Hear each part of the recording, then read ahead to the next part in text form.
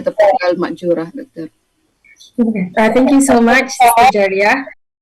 Assalamualaikum warahmatullahi wabarakatuh, and a very good morning to all. So I'm Maisarah from the Department of Psychology, IIUM, and today I'm delivering a lesson on industrial and organizational psychology. Right. The slide's not moving. Hold on, yeah. Okay. So these are the questions that we aim to answer today. Like, what is industrial and organizational psychology? What are the major areas in industrial organizational psychology? What are the problems with secular industrial organizational psychology? And how to decolonize secular industrial and organizational psychology? So for the first question, what is IO psychology? The industrial organizational psychology, or IO psychology, is a specialized field within psychology that focuses on the scientific study of human behavior in the workplace. It aims to understand and optimize the performance of individuals and organizations by applying psychological principles and research methods. This discipline encompasses various aspects of life, of working life, including employee selection, training, performance appraisal, employee motivation, job satisfaction, and organizational culture. There are at least 5 major areas in IO psychology, namely personnel psychology, organizational psychology, work psychology, human factors and ergonomics, and an emerging field of occupational health psychology. So the first one, personnel psychology, deal with the recruitment, selection, training, and development of employees. This area emphasizes the importance of aligning individual capability with job requirements in order to enhance organizational effectiveness. Techniques such as job analysis, psychometric testing, and structured interview are commonly employed in order to ensure organization that the right candidates are selected for a specific role. So the aim of personnel psychology is to make sure that we hire people who have the fitness with the job and with the organizations. Secondly, is the area of organizational psychology. This area focuses on understanding the dynamics within organization and how this dynamic can affect employee behavior and performance. This area includes studying of organizational culture, leadership style, team dynamics, and change management. Organizational psychologists often work on improving workplace environments and fostering a culture that promotes employment well-being and productivity. So the third area of IO psychology is known as work psychology. Okay, in work psychology, this area examines how work environments influence employee behavior and attitude. The area explores factors such as job design, work-life balance, and the impact of stress on performance. Research in this area aims to develop strategies that enhance employee satisfaction and reduce burnout, ultimately leading to improved organizational outcomes. Fourthly is the area of human factors and ergonomics. So this area involves designing workspaces and systems that optimize human performance and safety. This area studies how physical and cognitive aspects of the work environment can be improved to enhance productivity and reduce the risk of accidents. And last but not least is the area of occupational health psychology. This is an emerging area within IO psychology that focuses on the psychological and physical well-being of employees. This field examines how workplace conditions affect mental health and aims to develop intervention that promote a healthy work-life balance and psychological resilience among the employees. In a nutshell, IO psychology is a multifaceted discipline that integrates various psychological principles to address issues related to human behavior in the workplace. The major areas, as explained earlier, include personnel psychology, organizational psychology, work psychology, human factors and ergonomy, and occupational health psychology, all aim at enhancing individual and organizational performance. So what are the problems with the secular IO psychology? So among the problems include reductionist perspective, valorization of post-positivist epistemology, profitability over ethical and moral commitment, cultural and contextual inadequacy, and spiritual and existential struggles. All right, the first challenge or the first problem in secular IO psychology is the approach of reductionist perspective. So this perspective prioritizes quantitative measures and empirical data over qualitative insights, leading to a narrow understanding of complex human behaviors and organizational phenomena. So many has argued that this focus on measurable outcome can overlook the subjective experiences of employees, such as their emotional and spiritual needs, which are essential for fostering a healthy work environment. By neglecting this dimension, secular IO psychology may have failed to address the root causes of work dissatisfaction and disengagement. The second problem with secular IO psychology is the valorization of positivist epistemology, which is the overemphasis on individualistic and mechanistic view of human behavior. This perspective often prioritizes management and organizational efficiency at the expense of employee well-being and ethical considerations. As a result, workplace interventions may prioritize productivity over the holistic development of employees. This potentially leads to burnout and decreased job satisfaction. This approach of positivist epistemology also can create a disconnect between organizational goals and personal values of employees, hence undermining their motivation and commitment to the organization. The third problem with the secular IO psychology is profitability over ethical and practical commitment. The focus on empirical data and objective measure can lead to neglect of the ethical implications of workplace practices and policies. This oversight can result in organizational cultures that prioritize profit and efficiency over employee welfare and corporate social responsibility. The lack of moral compass in decision-making processes can also contribute to toxic workplace environment and unethical practices, which ultimately harm both employee and the organizations. The fourth challenges in the secular IO psychology is the cultural and contextual inadequacy. Secular IO psychology may apply standardized models and practices across diverse organizational settings without accounting for the unique cultural and social context in which these organizations operate. This one-size-fits-all approach can lead to ineffective interventions that do not resonate with the values and beliefs of the employees, particularly in multicultural environments.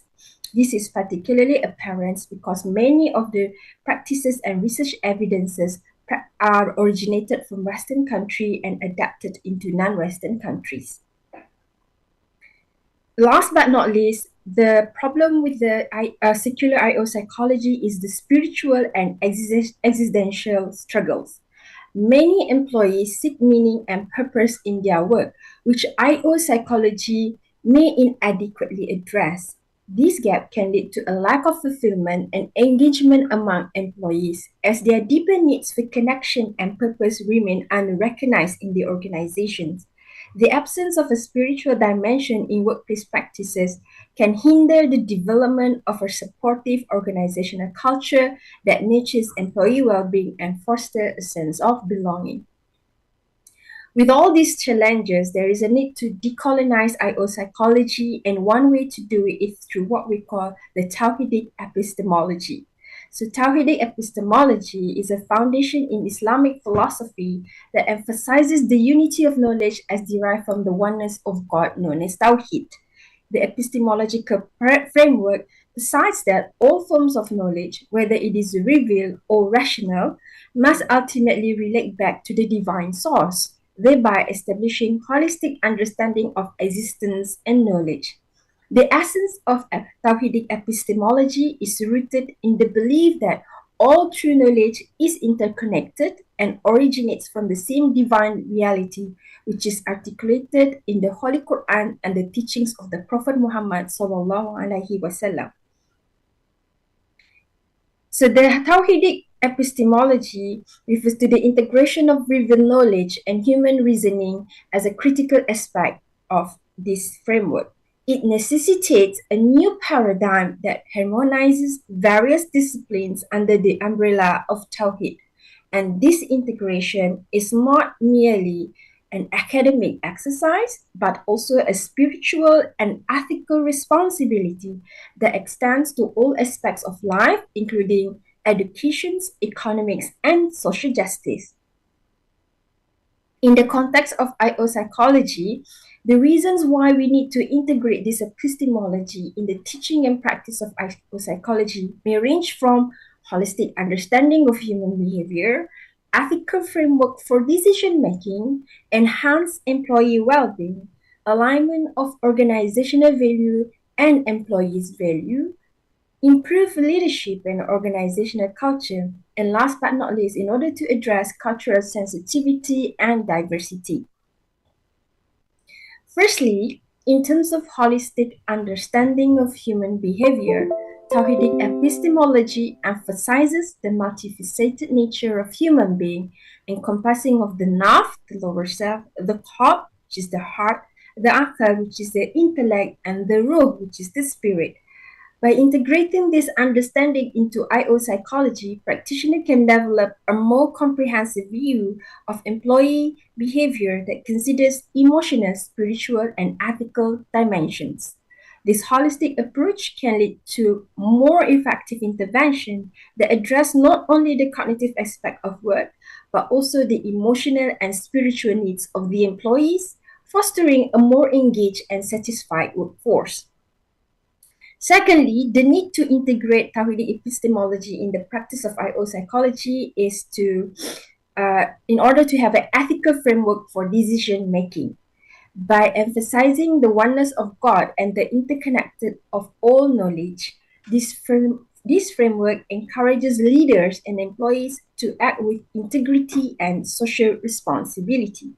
Integrating this principle into IO psychology can help organizations cultivate ethical cultures that prioritize fairness, transparency, and accountability, ultimately leading to improved employee morale and trust. Thirdly, the need to integrate Tawhidic epistemology in the practice of IO psychology is to enhance employee well-being. Practices such as Tazkiyatun Nafs, or the purification of soul, can be incorporated into workplace wellness program promoting mental health and resilience among employees. By addressing the spiritual and psychological dimension of well-being, organizations can create supportive environment that enhance overall employee satisfaction and productivity. This focus on well-being aligns with contemporary trends in IO psychology that emphasizes the importance of mental health in the workplace. This is especially true with the emerging subdiscipline of occupational health psychology. Another reason why it is important to integrate Tawhidic epistemology into the practice of IO psychology is for the alignment of organizational values and employees' value. By integrating Tawhidic epistemology, organizations can align their value with those of their employees, particularly in Muslim majority contexts. This alignment can enhance organizational commitment and loyalty as employee feels that their personal beliefs and values are respected and reflected in their workplace. And by fostering an environment that acknowledges and incorporates Islamic values, organizations can improve employee engagement and reduce turnover rate. This is simply because employee can see that their values is aligned with the values of the organization. And last but not least, the reason why there is a need to integrate between Tawhidic epistemology and the practice of IO psychology is to improve leadership and organizational culture. The principle derived from the Tawhidic epistemology can inform leadership styles that prioritize compassion, empathy, and ethical behavior. Leaders who embody these values can inspire their teams and create a positive organizational culture that promotes collaboration and mutual respect. This approach contrasts with more traditional hierarchical leadership model, fostering a sense of community and shared purpose among employees. Another reason why it is important to integrate Tawhidic epistemology in the practice of IO psychology is in order for us to address cultural sensitivity and diversity. Incorporating Tawhidic epistemology with IO psychology can enhance cultural sensitivity and inclusivity within organizations. Understanding the spiritual and ethical dimensions of diverse employee backgrounds allow organizations to create more inclusive policies and practices that respect and celebrate cultural differences. This sensitivity can lead to improved teamwork and collaborations among employees from various backgrounds, ultimately enhancing organizational performance. Now, the question here is, with the fact that there are many reasons why there is a need to integrate Tawhidic epistemology into the practice in IO psychology, the next question is how to integrate the Tawhidic epistemology into each area of IO psychology.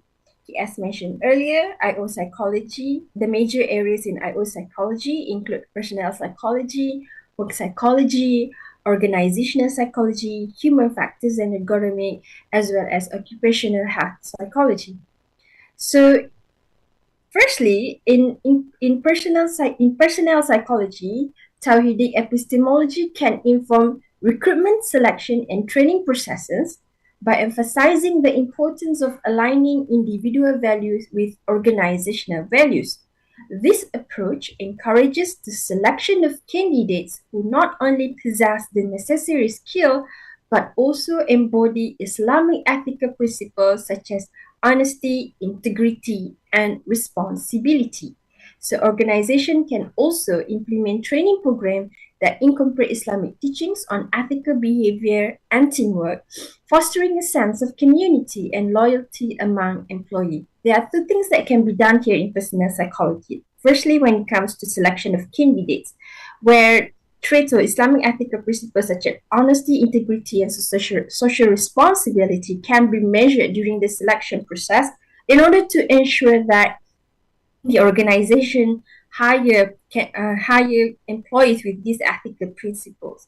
And secondly, when you already hire people into the organization, what the organization can do is the organization can design and implement training program that incorporate Islamic teaching and ethical behavior, not only on teamwork, but also in many spheres of organizational behavior.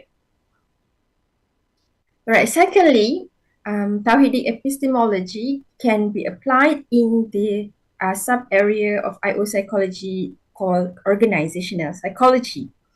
Tawhidic epistemology can significantly influence organizational psychology by promoting a culture of ethical leadership and organizational citizenship behavior, or known as OCB. So OCB refers to helping behavior or altruistic behavior in the organizations. Leaders who embody Tawhidic principles are likely to inspire their teams to act with integrity and commitment to the organization goals. Research indicates that Islamic moral values positively affect OCB and loyalty in the workplace, suggesting that organizations can benefit from fostering an environment that encourages ethical conduct and community-oriented behavior. Furthermore, implementing practices that reflect Islamic values can enhance employee engagement and satisfaction, ultimately leading to improved organizational performance. Okay, so there is a need to integrate between Islamic moral values into the practice of IO psychology in the area of organizational psychology. Right. In the context of work psychology, what Tawhidic epistemology can do in the integration of epistemology in the practice of IO psychology is by recognizing the spiritual and ethical dimensions of work, where organization can create environment that promotes well-being and fulfillment. For example, incorporating practice such as prayer, meditation, and reflection into the workplace can help employees manage stress and enhance their overall mental health. Additionally, understanding the significance of work-life balance from an Islamic perspective can lead to policies that support employees in achieving harmony between professional and personal life. So, in the case of work psychology, there are so many things that can be done when Tawhidic epistemology is integrated into the practice of IO psychology in work psychology. Right. In another area of IO psychology called human factors and ergonomy, Tawhidic epistemology emphasizes the importance of designing workspaces that respect human dignity and promote well-being. So this approach can involve creating environments that are not only physically comfortable, but also spiritually uplifting. For instance, organization can incorporate elements that reflect Islamic aesthetics and values that can enhance the workplace atmosphere and contribute to employee satisfaction and productivity. Moreover, organizations can prioritize transparency and trust in their operations, aligning their practices with Islamic principle of honesty and accountability. So transparency is an important element in the integration of Tawhidic epistemology in the practice of IO psychology. In the area of occupational health psychologies, integrating Tawhidic epistemologies can be done by integrating Islamic values into health initiative, where organization can create supportive environment that address both psychological and the spiritual needs of the employees. For example, programs that encourage community support, ethical behavior, and spiritual growth can foster resilience and coping strategies among employee facing challenges. Additionally, recognizing the role of spiritual values in enhancing helping behavior can lead to more compassionate and supportive workplace culture. This points to the need for the organization not only to look into physical factors that can affect employees' well-being, but also the role of spiritual values as well as spiritual growth and spiritual factors in affecting occupational health of the employees at the workplace. In conclusion, integrating Tawhidic epistemology into IO psychology offers a comprehensive framework that aligns psychological practices with Islamic values. By emphasizing ethical conduct, community engagement, and spiritual well-being, organizations can create environments that promote employee satisfaction, organizational effectiveness, and social responsibility. This holistic approach not only enhances individual and organizational performance, but also contribute to a more ethical and compassionate workplace culture. So, for the initial work on integrating Tawhidic epistemology in the practice of IO psychology, many Islamic concepts can be applied into the context and practice of IO psychology. Although it may look conceptual at the initial work, there are more works needed to operationalize all the Islamic principles and concepts into the practice of IO psychology. And we must also recognize that every organization is different, and one operations may work in one organization but may not work in a different organization. In other words, there are many ways how Islamic principles and concepts can be operationalized in different organizations, right? So it is a challenge for Muslim or Islamic IO psychology to take up all the Islamic concepts and principles and operationalize it in accordance with the needs and the unique characteristic of in organizations. Right, that's all from me today. Thank you. Any question? Thank you very much, Doctor. So we're open for Q&A now. Any question? There is question in the chat box, Doctor. All right, let me have a look. The chat. From Dr. Nawawi. What do the labor laws say about psychological aspect of the work and industry? All right. For this one, okay, I think generally, okay, you read in order to answer the question, we really have to look into context, all right? Whether or not, I think every country or even every region, they have a different set of labor law, right? So we can't generalize one country from the other. Okay. But in Malaysia, what I can say about Malaysia is we still have a long way to go when it comes into psychological aspect of the workers and the industry, right? It's actually still an infancy, right? There are many works done in order to put forward or spearhead psychological aspects of the works in Malaysia. We do have Occupational Safety and Health OSHA 1994, and the Act mandates to ensure a safe and healthy work environments for employee, encompassing both physical and psychological aspects. Right. Although the objective is to promote an occupational environment adapted to workers' physiological and psychological health, its provision primarily focus on physical health with limited explicit references to mental health. Right, and then we do have in Malaysia Mental Health Act 2001 and Mental Health Regulation 2010.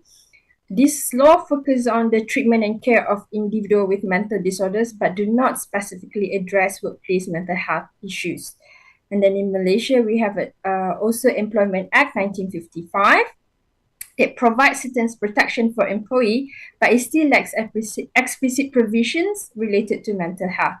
So incorporating mental health consideration into this act could formalize the responsibility and protections, emphasizing that mental health is as vital as physical health. Like I said from the very beginning, Malaysia we still at infancy when it comes to mental health in general community, let alone mental health in the workplace. Okay, but in 2024, the Department of Occupational Safety and Health has came up with guidelines on psychosocial risk assessment and management at the workplace. So these recognize the increasing prevalence of psychosocial issues among the Malaysian workforce. And this guideline is to assist employers in identifying and managing workplace factors that could adversely affect employee mental health. So, but it stands as a guideline. Okay, it's not an act. All right. So I would say because I'm not familiar with the law in other contexts, but in Malaysia especially, I would say that we are still in infancy. There's so much work need to be done in order to create awareness of mental health workplace or workplace mental health and how this can be safeguarded in the organizations. All right, and then one new message. Please could you show us the list of references? I will provide the list of references to Sister Jaria and upload it in the Google Drive later on, because the one in the slides are just selected references, but I can give all the references for all the slides.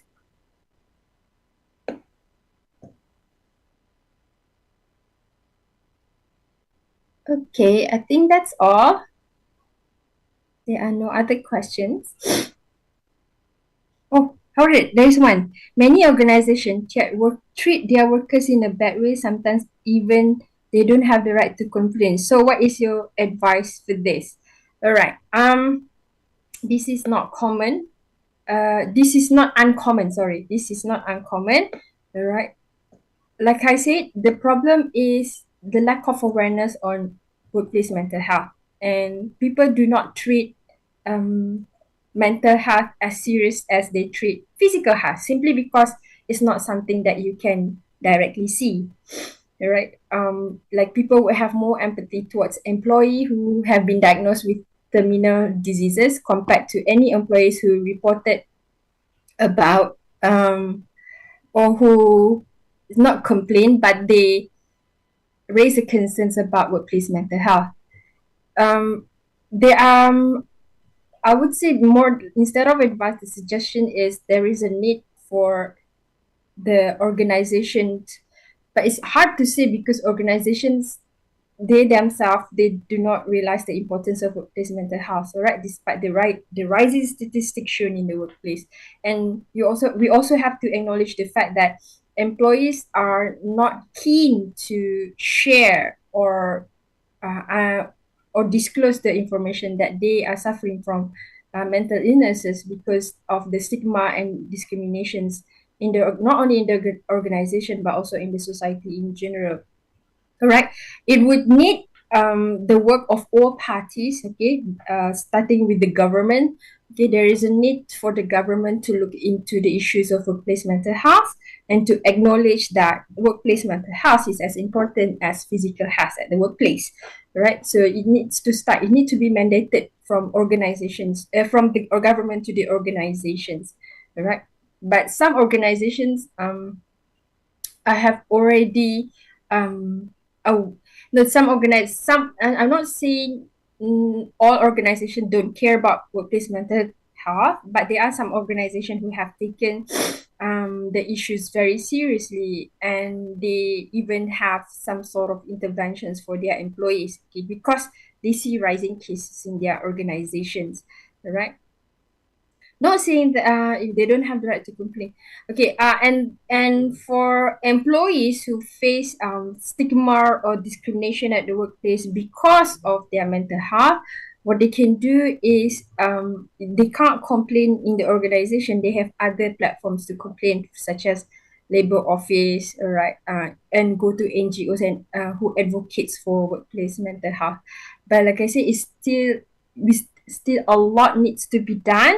All right. And then like in a developed country, like in the UK, for example, because of the awareness is there, and they prioritize workplace mental health, right? And it's part of the organization KPI. For example, they have like workplace mental health index. Okay. So organization is not only measured by their organization or financial performance, but they are also measured in terms of their employees' well-being, right? So that is first mandated by the government because they have an act for that, right? And then it is mandated to all organizations. So because they have that, so organization is obligated to ensure that their organizations perform in terms of ensuring the well-being of their employees, all right? So like I said, it has to get, like, if from the employee's point of view, like if you don't get the your rights as employees, and the you know that the organization is not taking responsibility over the mental health of the workers, you may find other platform such as labor office and NGO. But in order for this to work at a more holistic level, all right, it has to start from the government. Have someone needs to lobby the government, or someone's need to provide data to the government how important is workplace mental health, and then there should be an act to govern it, and right, and not only act, but the enforcement of act is also important, and how organizations is measured in terms of employee well-being is also important. I would say it will take a long journey in order to reach to that level, like in the UK, right? Like in the UK, they are like employees who suffer from mental health illness or any kind of stress, not just mental health, not necessarily clinically diagnosed mental health, right? But employee has the right to take like 7 days uh, self-certified leave, right? If they are reported to experience stress or burnout. Okay, they even do it at that level. Like when you are stressed and burnt out, you can take a 7 days leave, and if you need like clinical help, then you'll be referred to professionals to help you dealing with the stress and burnout. But in the UK, what I can say is that employer take it very seriously. Like if any of the employees reported any experience of stress and burnout, right? So despite that they have this self-certified 7 days, but within that 7 days, employers will start doing their job, like making sure, trying to figure out what causes the stress and burnout, and making sure there are no other employees affected by the workplace stress. Okay, so it would take a long journey for us to be like a developed country. Any other questions? Let me have a look.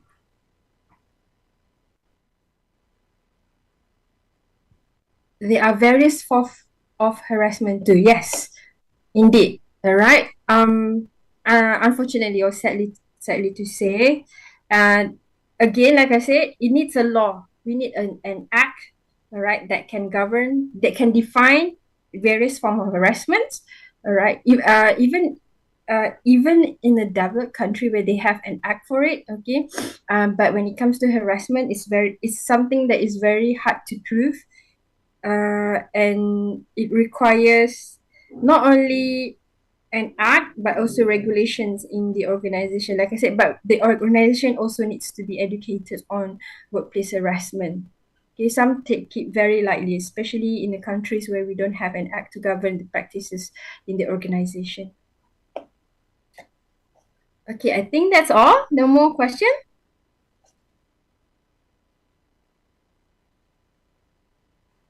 There is one new message. Afwan, thank you so much, and you're very much welcome.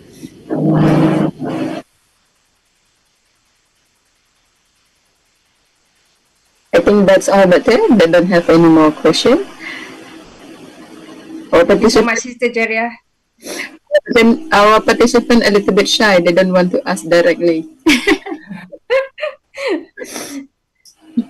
Okay.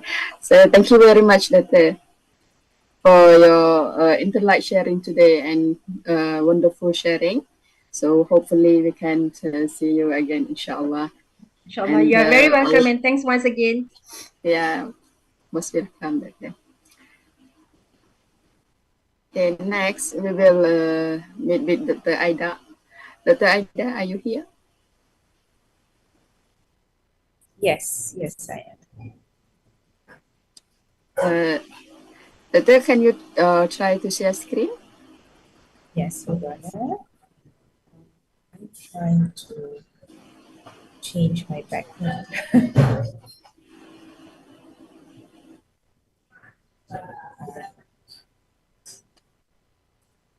So can you hear me clearly? Yeah, sure. Yes? Okay. All right. Okay, that's better. Okay, let me share screen. Okay.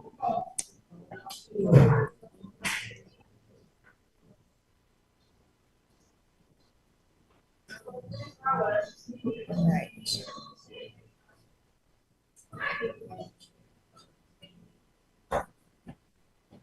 Let's see if we can share.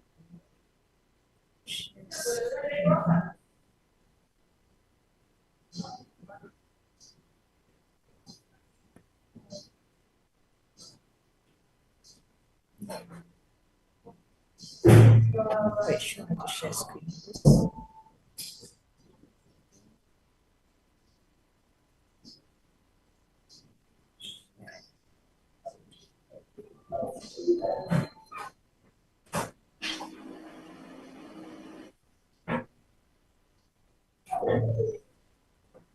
Right, I don't have a problem sharing screen. Can I give you a okay, wait. Security, privacy,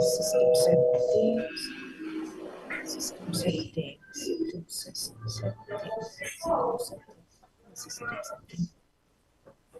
I may have a problem sharing the screen though.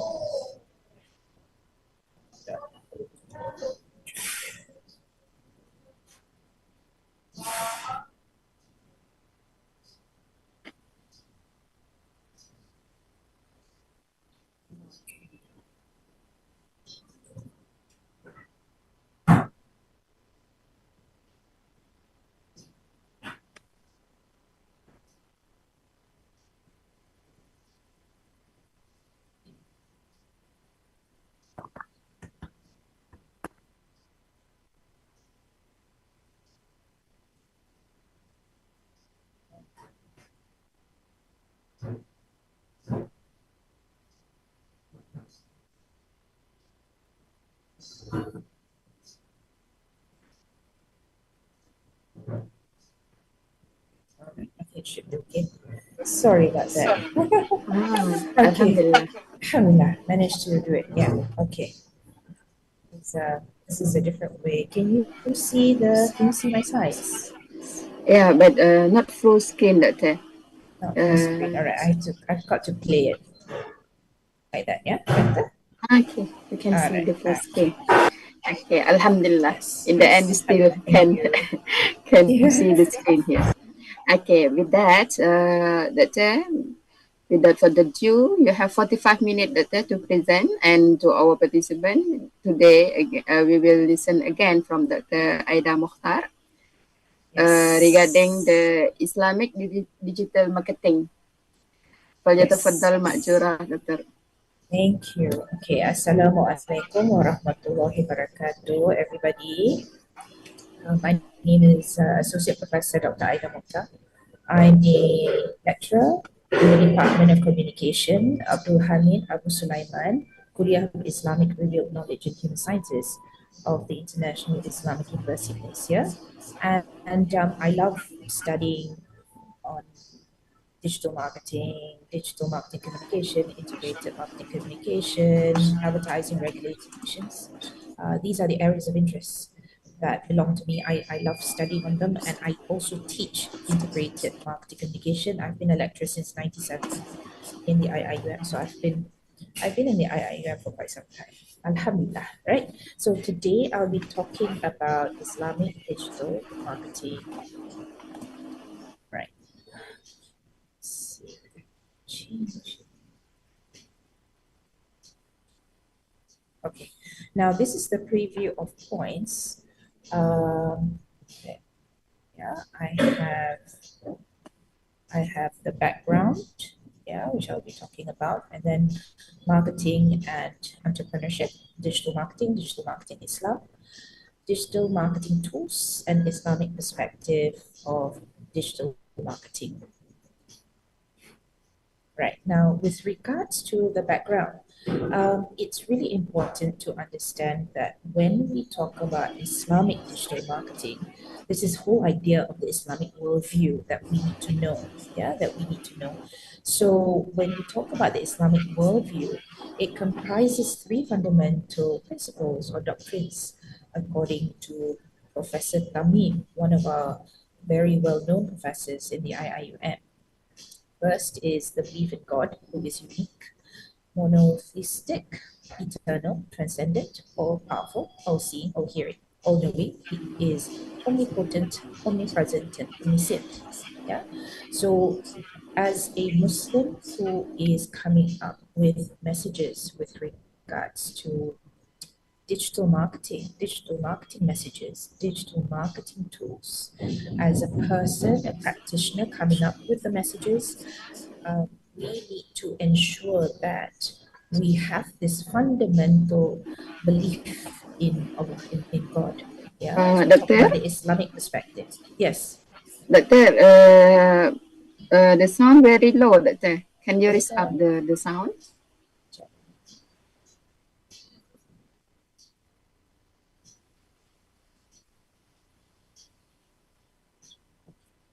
Is better? Better? Yeah. A little bit more, can? Okay. Is that better? Yeah. Okay. Maybe I should speak louder. Okay. Yeah. Should you speak louder? Sorry. Because, I think because we have also record, Doctor. We hope Okay. the participant that they watch through the All right. YouTube and Facebook, they can hear clearly. Okay, so now we talk about basically, as a Muslim practitioner of Islamic digital marketing, we need to have this belief in Allah, who is unique, yeah, who there is the oneness of Allah. He's eternal, transcendent, all-powerful, all-seeing, all-hearing, and all-knowing. He is omnipotent, omnipresent, and omniscient. Yeah, so by being the Islamic digital marketer, you have to have that fundamental belief of the Islamic worldview. So secondly, the second Islamic principle is the belief in prophethood. So believing that Prophet Muhammad, peace be upon him, is the messenger who conveyed God's messages through the Quran, the revealed scripture by God to humankind. So this is a second Islamic principle when we talk about the Islamic worldview. The third principle is a belief in eschatology. Yeah, so meaning the whole idea of everlasting life. Yeah, human beings after death will be resurrected and presented to God. They'll be subject to accountability to God on the day of judgment or reckoning. So this is also very important. Yeah, right. Now we have this whole idea of apologies, right? Apologies that I think when I downloaded it in a different on a different laptop, the format actually runs. Now, Tawhidic epistemology basically means the oneness of Allah, isn't it? Yeah, and of course we've spoken about this. The previous speaker has spoken about this. I'm talking about this is because our rector is emphasizing on this. He's provided us with a direction with regards to Tawhidic epistemology. Yeah, it's central to the identity of the Muslim Ummah. So the essence of the Ummah is a knowledge community with its distinctive knowledge culture founded on the Quranic Tawhid and the Muhammadan Sharia. So the Tawhidic vision of knowledge upholds the categorical position that all true human knowledge ought to be ultimately related to the unity of God, since all things are ontologically related to their divine origin. So it's this whole idea of oneness of God, yeah, oneness of Allah that we have to understand and we have to apply, isn't it, right? To Islamic digital marketing, which means that whenever we design a message with regards to Islamic digital marketing, we've got to apply Tawheed. When we look at the production process of Islamic digital marketing, we've got to apply Tawheed, right? So the whole idea of the messages reminding us of the oneness of Allah, and also the production process where we don't put profit making as the main objective, but we put pleasing Allah as the main objective, then it puts into perspective, right? The idea that there is, we need to apply Tawheed. We need to apply Tawheed. And this is very, very important. Doktor, Yeah. Doktor, ada suara disturb dari belakang ke, Doktor? Is there? You can hear something there? Is it very loud? Yeah, it's noisy from behind. Sure. Okay. Done there. Let me move to a different place then. Sure.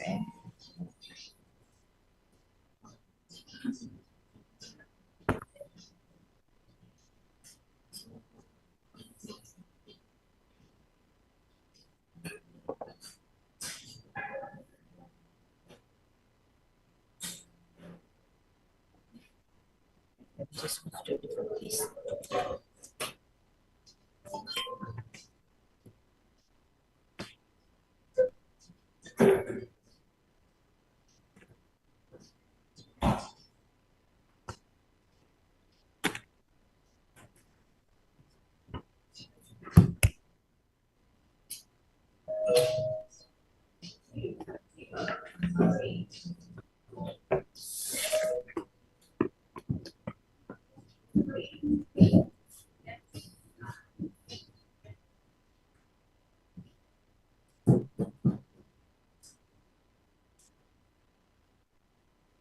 Is this better?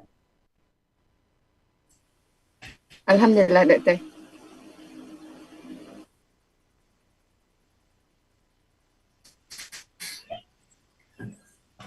Alhamdulillah. All right.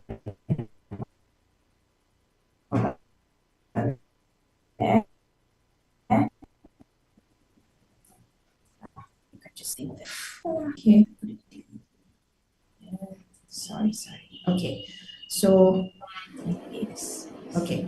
Now, when we talk about the background, just now we spoke about the background, and we spoke about the Tawhidic epistemology, and now, of course, the idea of the Muslim market, the Muslim market, and the fact is that the Muslim market is growing bigger, it's growing bigger. What does that mean? It means that when you have a huge Muslim market, Islamic digital marketing is even more relevant. Yeah, it's even more relevant, it's even more important, right? So this is what's important to look at. Whenever we talk about Islamic digital marketing or marketing in itself, we have to realize that, yeah, the market is very, very important, right? The market is very, very important to see whether it'll be growing or not. Now, as a Muslim, whether the market is growing or not, as a Muslim practitioner, we still have to, of course, include Tawhid, yeah, in our we still need to include Tawheed, we still need to look at the Islamic perspective in our messages. So although the market is not growing or the market is growing, we've got this responsibility as a Muslim practitioner to invite people to the right path. That is important, right? So to do da'wah. So it's not just Islamic digital marketing per se, it's the whole idea of doing da'wah. That's really important, yeah? The whole idea of doing da'wah. So here you can see that the number of people, 2010 to 2050 in billions, we talk about Muslims almost reaching Christians, the number of Christians, 2.76 billion, yeah? So during the next 4 decades, Islam will grow faster than any other major world religion.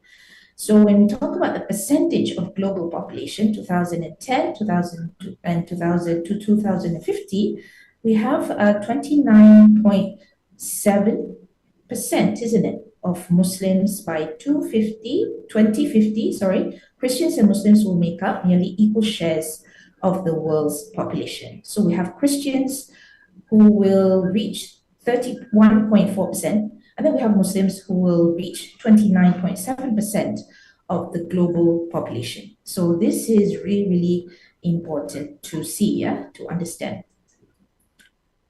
Right. Right. So there's also the whole idea that when we talk about Islamic digital marketing, we talk about the Muslim market because we want to target the Muslim market, right? We want to communicate to them using Islamic values, right? But we also want to understand, right, Islamic economics. How does Islamic economics work? Yeah, so this provides the ambiance for Islamic digital marketing. So Islamic economics is based on the socio-economic paradigm. In this approach, Islam is seen as a system of ethics. So Ibn Khaldun's 15th century's framework provides a summary of the interdisciplinary dynamic model for Islamic socio-economic system that includes the notion that there must be a sovereign abiding by the Sharia. The people are sustained by wealth and that development is attained through justice ensured by the sovereign. So this is the whole idea of the Islamic socio-economic system, where you need to have a sovereign, where you need to have the Sharia, where you need to have people that are sustained by wealth and that development is attained through justice in a just manner and is ensured by the sovereign. So these are the aspects, the different aspects of the framework. Now, again, the Islamic economy, according to the Dinar Standard 2022, we have for Muslims, Islam is a way of life. Now, from my experience, I've been working for a long time, and my interest has always been in Islamic advertising, in Islamic marketing. What happens is I also meet with practitioners, and some practitioners do not understand, I feel, the role of Islam as a way of life, yeah, for Muslims. They do not understand this. So what happens is they tell, yeah, basic Islam, is different. Is we cannot make religion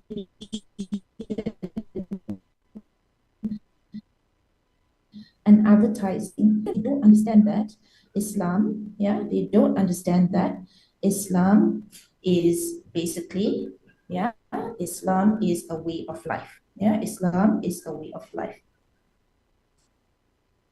Right? So, okay, so here we have the Islamic economy that touches many sectors, right?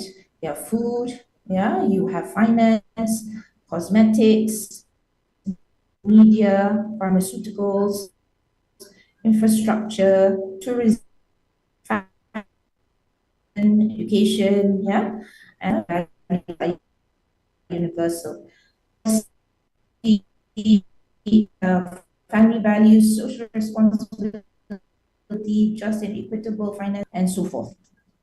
Now, the halal industry contributes approximately 6% to 7% of Malaysia's economy, isn't it, right? And what happens is the Dinar Standard Report mentions the Global Islamic Economy Indicator, which benchmarks 81 countries. In this ranking, Malaysia has retained the top position for the 10th consecutive year, followed by Saudi Arabia, Indonesia, and the UAE. Now, when we talk about the 4Ps, what happens is we have the idea that when we do marketing, we must have the 4Ps, right? We must have the 4Ps. So we have the product, place, price, and promotion of marketing that also needs to be Islamic, right? That also needs to be Islamic. And when you use digital marketing to identify needs, When you use digital marketing to identify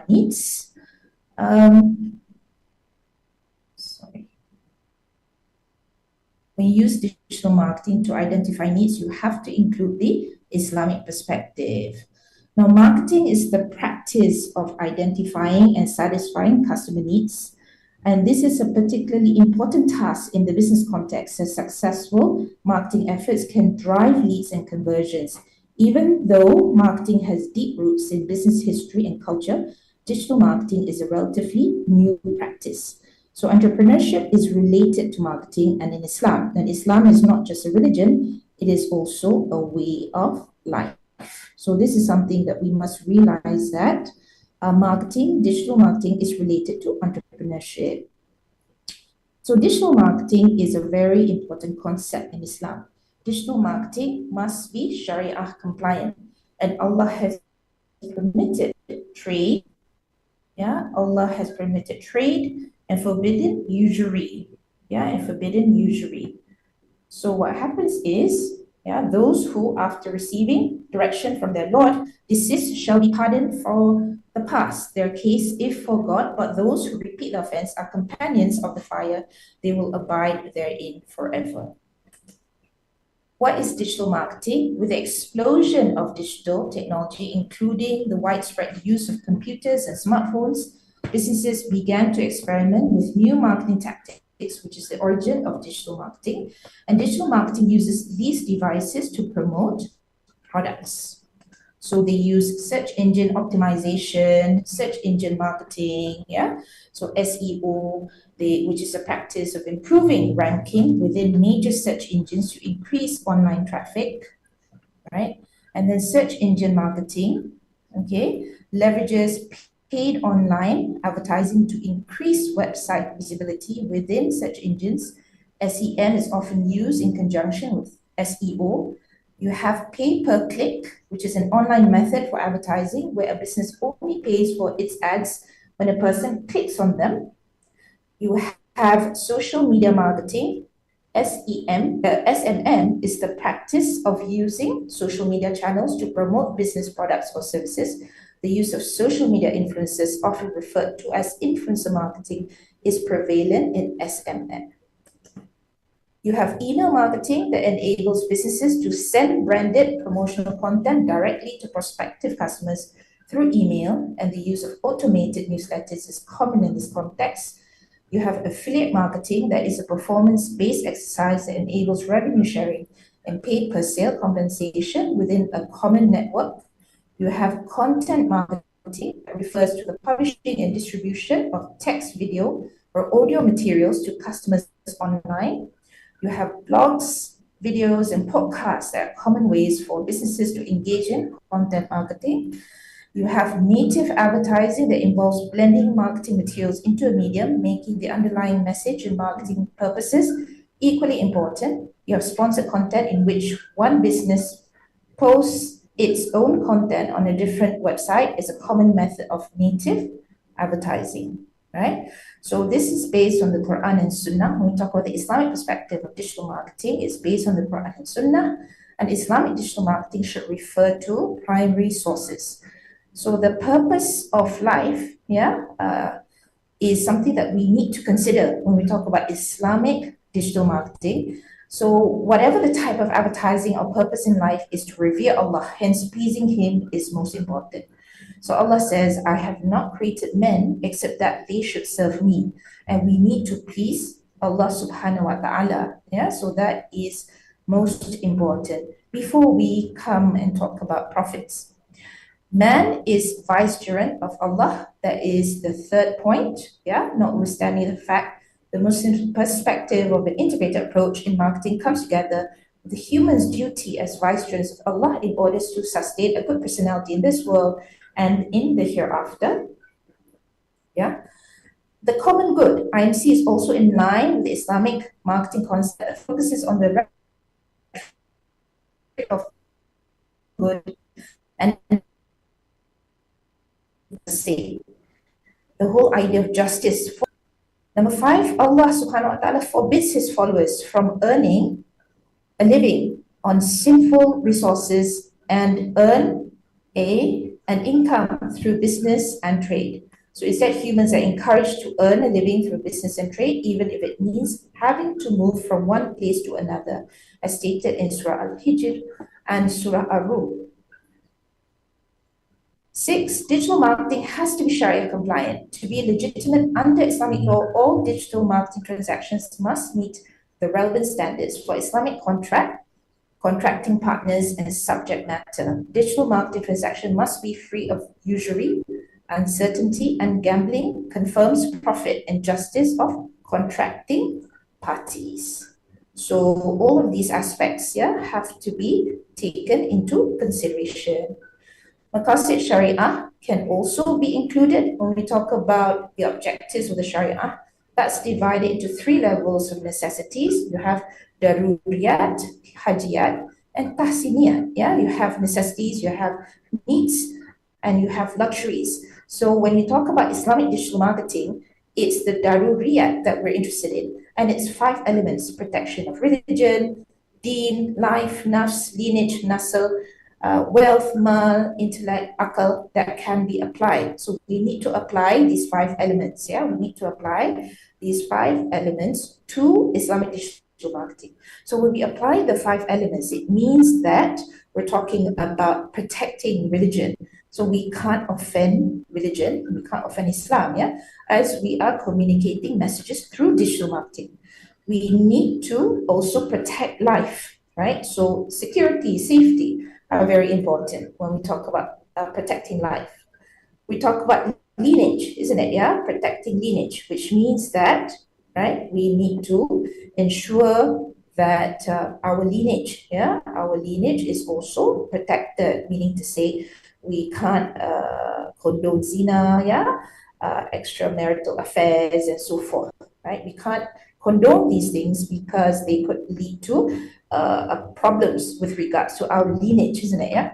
Wealth, we have to protect wealth, right? Because basically, wealth is basically what we go for, isn't it, right? So the thing is, there must be the idea of protecting wealth, and so that there's security, so that there's security with regards to our wealth. Intellect as well, protecting our reasoning, protecting our intellect, ensuring that our mental health is good, can also be applied. So these 5 elements need to be applied with regards to digital marketing, and that can be applied from the Islamic perspective. So we talk about enjoining good and forbidding evil, right? Now, although the Muslims are, for example, they are conservative, or they are lenient, because religiosity of Muslims, the Muslim market, can be various. They can go from conservative to lenient. And what happens is, whenever they are, for example, lenient Muslims, isn't it? Muslims who do not go by the Quran and Sunnah in totality, what happens is, right? What happens is you still need to be prescriptive in your Islamic digital marketing messages. You still need to be prescriptive in your Islamic digital marketing messages. So this is important, yeah? This is important because we need to talk about the ideals. Sometimes when I do research or write papers or write chapters of books, and I write together with some other scholars, or I write for other scholars who come up with their own books, what happens is they do not have this prescriptive element, some of them. They would say we need to report as it is without saying that this is how it should be. Yeah, this is how it should be. So this is what it says in the Quran: "O my son, establish prayer, enjoin what is right, forbid what is wrong, and be patient over what befalls you. Indeed, all that is of the matters requiring determination." Yeah, adhere to Islamic values. There are certain guidelines for promotion that are sanctioned in Islam. And these guidelines focus on prohibition of deception, manipulation, and cheating. And the Prophet asserts, "He who cheated is not one of us." So there are Islamic values that we need to look at when we talk about Islamic perspective of digital marketing. This is a case by Cadbury, yeah, which is basically the problem was basically in 2014. What happened was some Cadbury products were found to contain pig DNA, according to a report. And then what happened was Muslims, of course, boycotted this brand, and new tests were conducted by Malaysian authorities that later found that they did not contain pig DNA. So there were initial reports, and then there were later reports and later tests that found out by our Islamic Development Department that found out that the Cadbury products did not contain pig DNA. Now, what happens is you have to realize that Muslims are very sensitive. If the products were not halal, yeah, it doesn't matter what kind of sophisticated Islamic digital marketing tools you use, but what happens is they would be, you would have a problem with the product, isn't it? With the response and with the purchase of these products. So that's the main issue, yeah? So that's the main issue with products that are halal, do not become halal, or even currently, of course, in Malaysia, we have the boycotts of brands that do not officially inform the public that they are supporting Palestine, for example. Yeah, they don't outwardly do it, yeah? So some brands have been affected, and Starbucks is one of them. Starbucks, McDonald's somewhat is also affected by the boycotts, yeah, because there's a lot of sensitivity with regards to the advocacy, the support for Palestine, and the lack of support for Israel, of course. So brands have to go all out. So it's it doesn't matter whether you use Islamic digital marketing or not. You have to make sure that your brand stands out okay, your brand has a good brand reputation, and it's supportive of Palestine.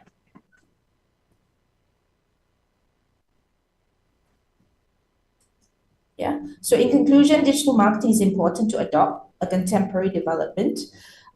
It's important to adopt. We have traditional marketing, we have digital marketing. How we adopt it needs to be scrutinized, and the Islamic perspective prevails. This is central to digital marketing. Yeah, so the Islamic perspective is important in terms of having or practicing digital marketing. Yeah, from the Islamic perspective, as Muslim practitioners and also as Muslim audiences, we need to be exposed to Islamic digital marketing messages. Okay, that's all. Thank you.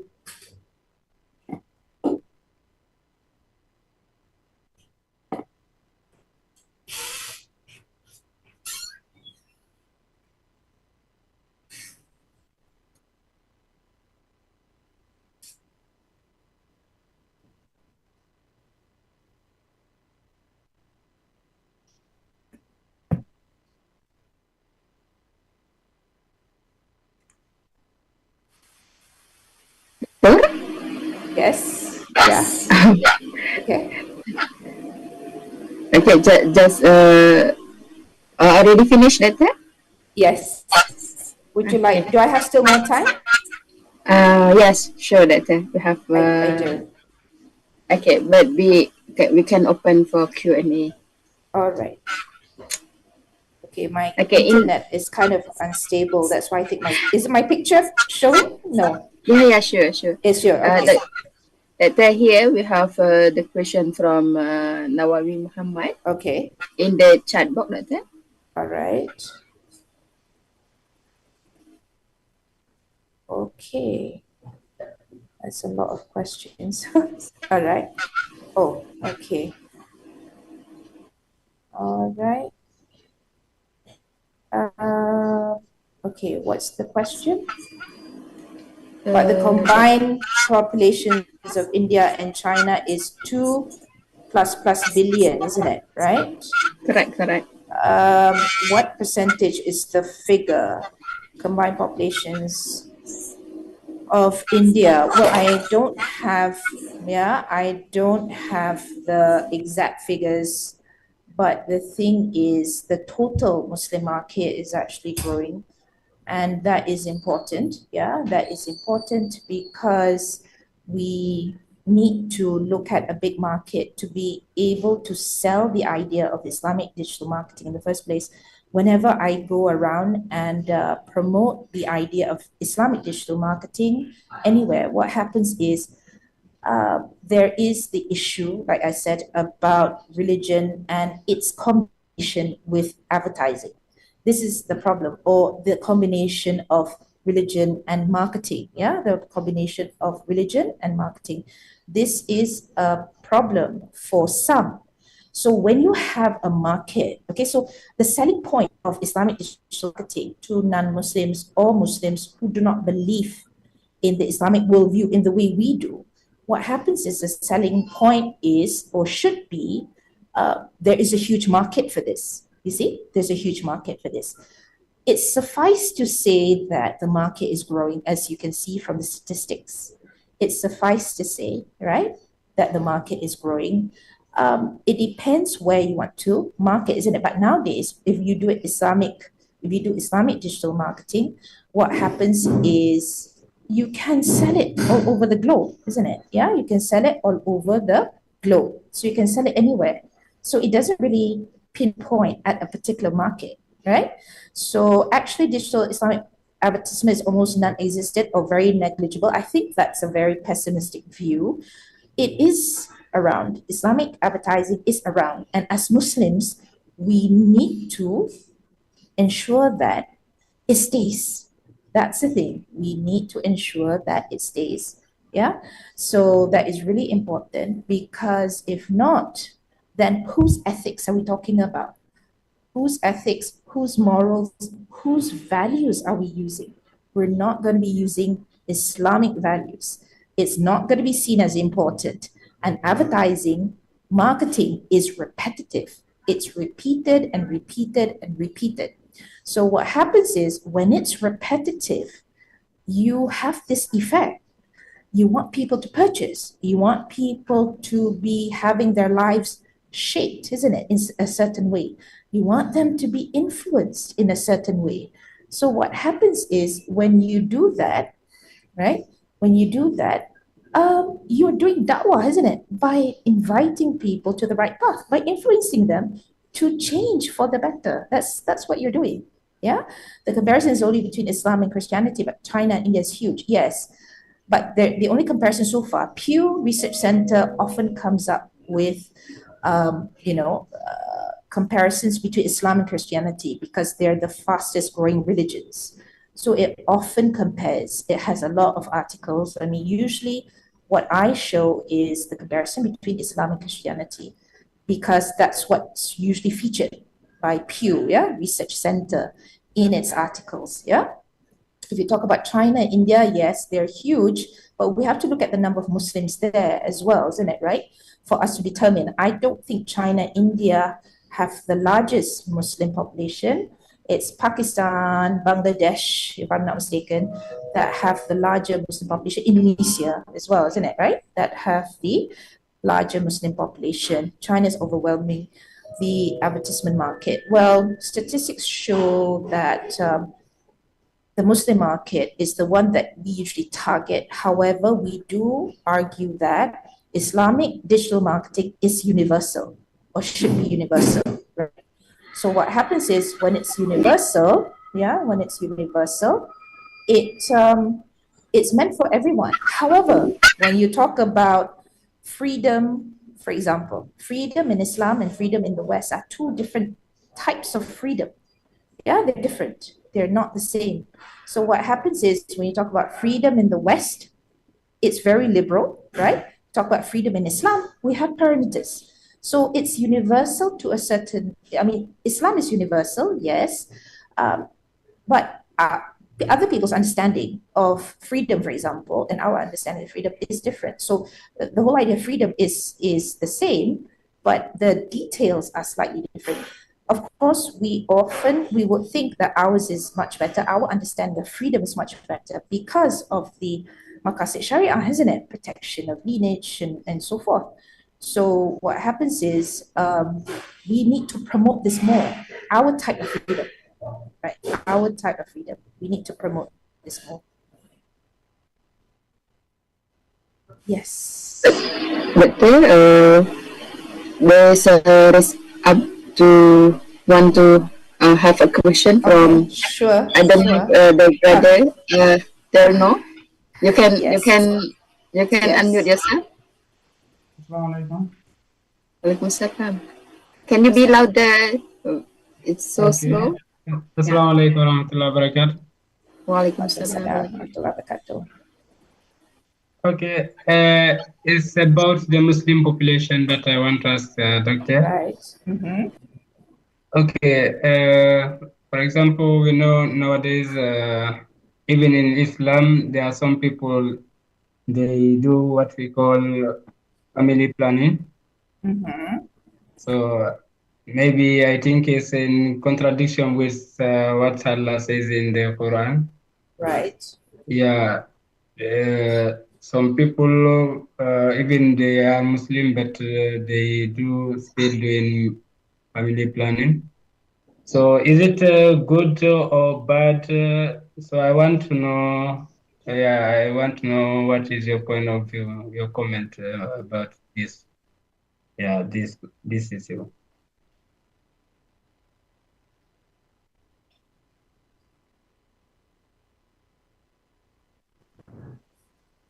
Did you hear me? No, I didn't. I'm so sorry. I think cough a bit. Yeah, can you repeat your question, please? Okay, I said that it's a family planning. Uh-huh. You know, there are some Muslims, they do still doing family planning, and this is not,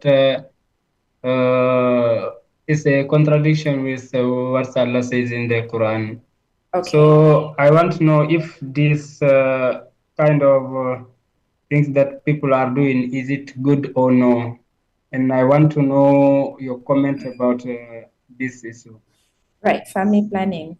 Yeah. Okay, my perception of, since we're talking about Islamic digital marketing, I suppose you want to talk, you're relating this to the growth of the Muslim population, isn't it? Yeah, right? The Muslim population. And of course, the trend is that the more developed a nation, the less the growth becomes very low, isn't it? Right? Yes. So what happens is, what do I think? Well, I have been told that with each child, there's always the blessing of the child that comes with the child in Islam, isn't it? Right? Yeah. So each child has his or her blessing. So which means that Allah did say that we should procreate, isn't it? Right? We should procreate, and of course we need to marry to procreate. Now we need to increase the ummah. That is really, isn't it? Yeah, it should be one of our objectives in life. That's why marriage is seen favorably and a blessing and so forth. But there is another view that when you can't afford things, like, there's the inflation rate, there is the, expensive, it's expensive to buy groceries now, isn't it? Right? It's expensive to pay for rent, to buy a house. So people tend to cut down their number of children because they don't want to pay for all of this. They don't want to pay for all of the kids. To raise a child is also considered by some as expensive. Yeah, it's more expensive than anything else. It's not worth it. It's not worth the money to bring up a child. Whereas we have been taught in Islam that the best amongst us are those who leave behind three things, isn't it? Right? Yes. One is a child that supplicates for us, as a child who's soleh, isn't it? Right? What we've spent in the way of Allah, isn't it, in terms of charity, and the beneficial knowledge that we leave behind, right? So this is a hadith, isn't it? Yeah. So that's what we've been taught. But the thing is, not everybody understands Islam in the same way. This is the sad part for me is I have done seminars in Islamic advertising, Islamic IMC. I go around mixing with practitioners and not everybody is supportive, of Islamic IMC, Islamic advertising. And this for me is very sad. It's very sad because they will say that religion has nothing to do with Islam, with nothing to do with advertising. Whereas we understand that Islam is a way of life. How can it not have anything to do with advertising? It has to have something to do with everything in life. This is what saddens me. The family planning bit is possibly people's priority given to basically their money, isn't it? Household income and preserving it and not spending a lot because they feel that if they were to spend a lot, then they would, they can't afford it. They'll become poor. But there are Muslims that understand that with each child there's a blessing, and we need to procreate, isn't it? And we need to increase the ummah. So they will find a way to keep their family life sustainable, isn't it? Right? So they will think of it in that way. There are many perspectives. Of course, our understanding of Islam would make us see the child as a blessing, really. Yeah.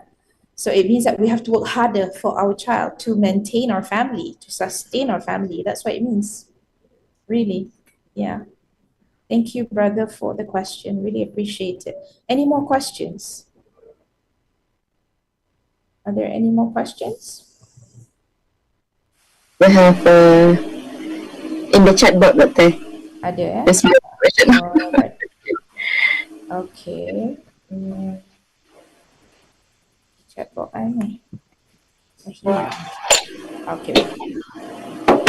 Right.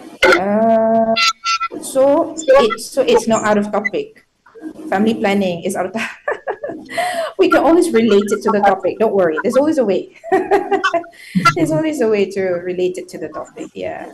Thank you so much for your question. I'm a person who's very passionate about Islamic digital marketing, Islamic marketing, and I've also edited a book. Edited a book called Islamic Advertising, The Malaysian Perspective, published by IIIT. Yeah, published by IIIT. So you can I will put the link of the book.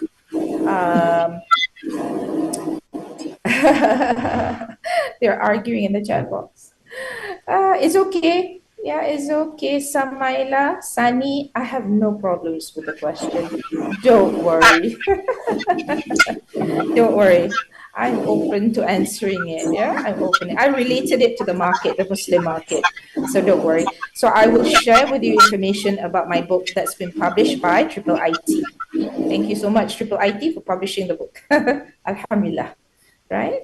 So yeah, so I'm very passionate, and I hope, and we have a seminar on Monday with regards to Islamic tourism, but that is a face-to-face seminar. If you're in Malaysia, you can come. And the thing is, we'll be having an Indonesian speaker talking about Islamic integrated marketing communication, in tourism, which is very interesting, because, oh, no problem, how to conduct marketing when your competitors are Muslims. You just incorporate the Islamic values, yeah, in marketing, and that's it. Your competitors are Muslims, then you show that your marketing campaign is even more Islamic than theirs, really, isn't it? Right? So that's the whole idea. The basis of marketing is to identify needs of the market and to fulfill them. Now, there's also the element where when you market, you need to be different when you promote, because the marketing has the marketing mix that includes promotion, right? Promotion, price, place, and product, as I mentioned before. So what happens is you need to have a competitive advantage. You need to show that you're better than your competitor. Yeah. When you are competing with other Muslims, it means that you need to show your product is better than theirs. Yeah. If you can provide a car with 5 features, or they provide only 3 features, then your car is much better than theirs, right? If you provide, you come up with a handphone that is, that can do so many things, it can, do more things, has more features than the competing, brand of handphone, then your product is better.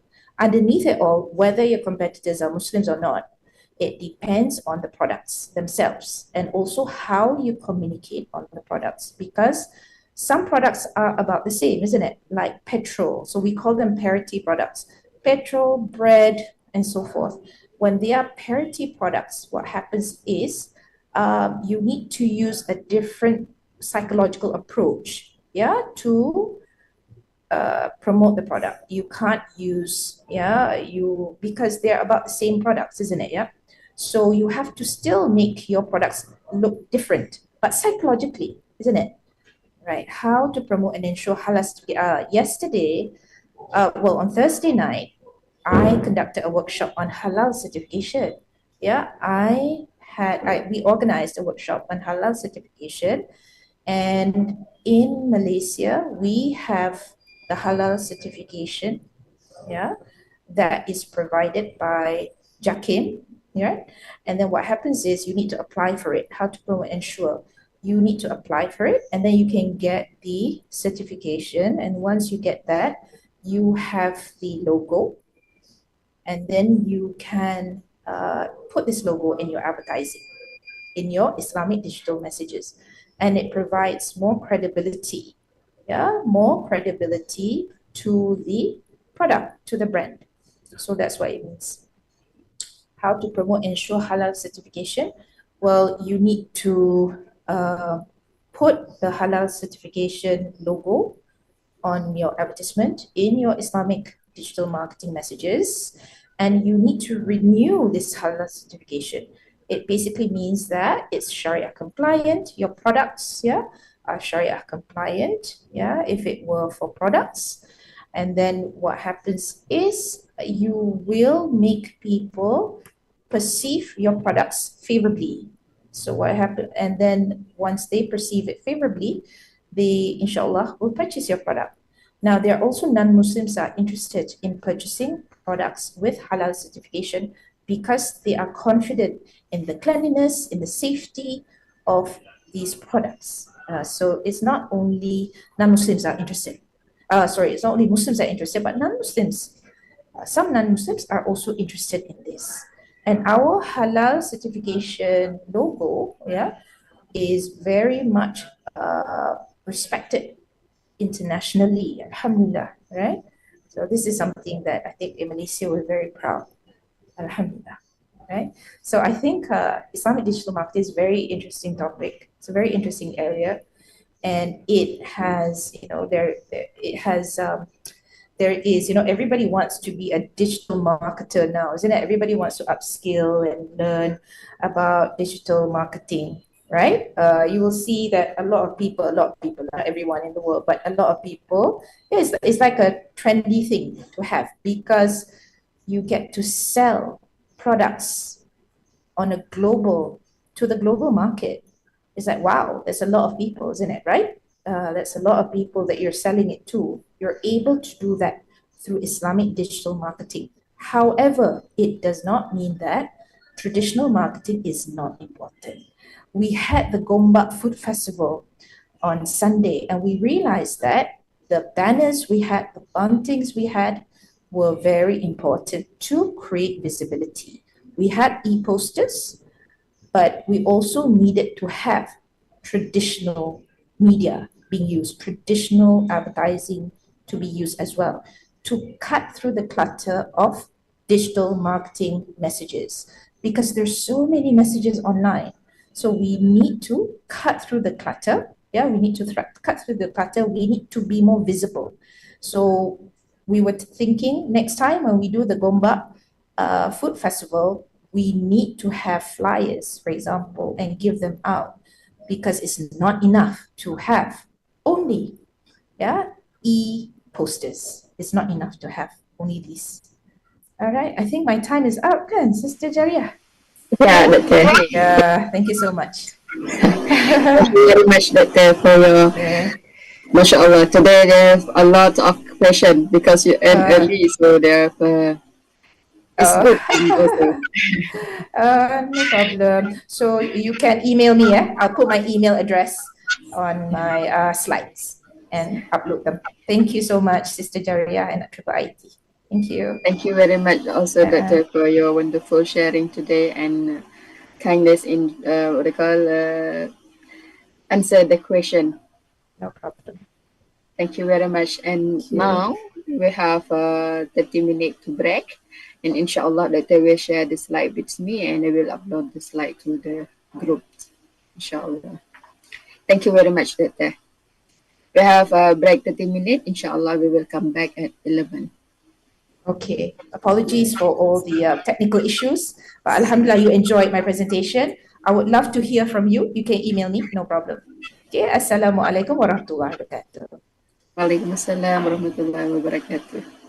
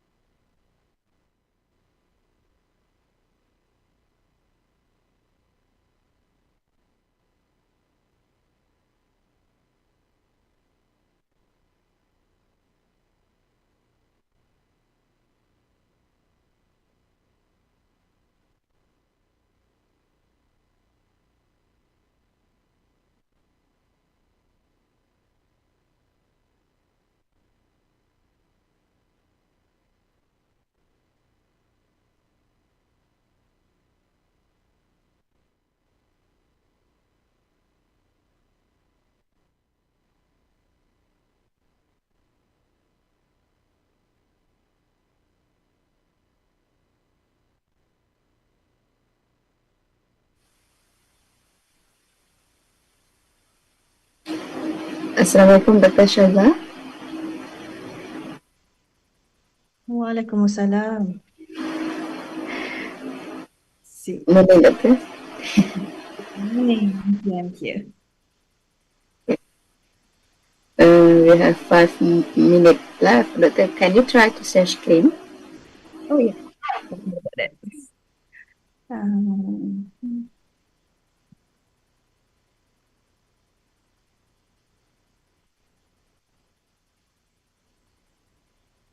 okay, can everyone see it now? Yeah. We can see your screen from here.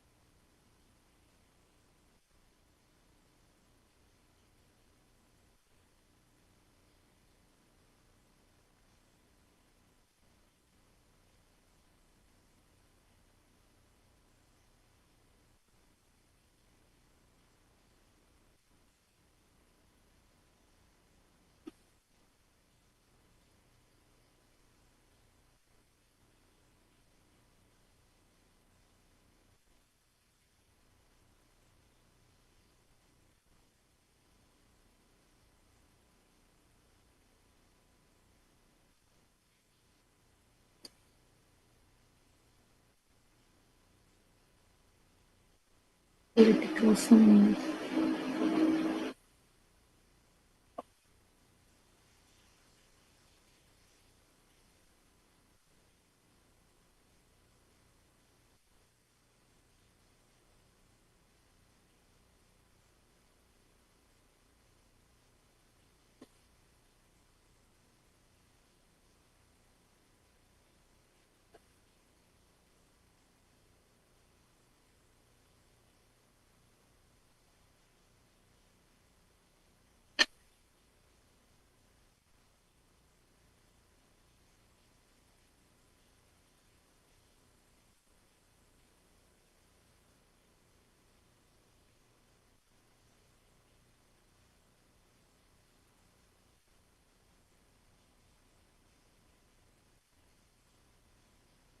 Okay. Assalamualaikum warahmatullahi wabarakatuh. Alhamdulillah, we are coming back to the second session. And as usual, we will continue the second session with two lecturers.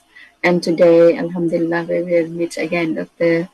Associate Professor Dr. Syaza Farhana Muhammad Shukri with different topics, which is the civilizational populism. With that, inshallah, Doctor, you have 45 minutes and you can leave 5 minutes for Q&A, Doctor. Without further ado, فليتفضل مأجورة, Doctor. Thank you so much, Sister Jaria. Assalamualaikum warahmatullahi wabarakatuh. I hope my voice is clear. Okay, I think it's clear. Okay, Bismillahirrahmanirrahim. My topic is civilizational populism. To be honest, I'm going to talk mainly about populism, given that this is good to introduce what it is first. But in order for me to relate it to the Muslim world, that is why I'm going to talk about this form of populism called civilizational populism that scholars, political scientists, sociologists are looking into to understand this current phenomenon, I would say, that we're seeing not just in the Muslim world, but all over the world actually. So that is just my information. I'm, as introduced, I'm Dr. Syaza Farhana at the Department of Political Science. I'm currently the head of the department at the International Islamic University, Malaysia. And I do teach a course on populism at the department. And when I teach that course, the main focus or the main discussion that I have with my students is, how do we view populism in terms of positively or negatively? Some people don't like it when I say that it's in a way both. It's a mix of both. It's your perspective, your priorities. But to be honest, this is the world of social science. But then we are Muslims, so we bring our values into it, and that values guide how we view this populist phenomenon. So this is my agenda, my plan for today. Like I said, I'll focus a lot on the definition because we can't discuss it further unless we really understand what it means. And to be honest with all of you, people still don't have a clear grasp on what populism actually means. There's a lot of discussion surrounding it on how to define it, how to view it.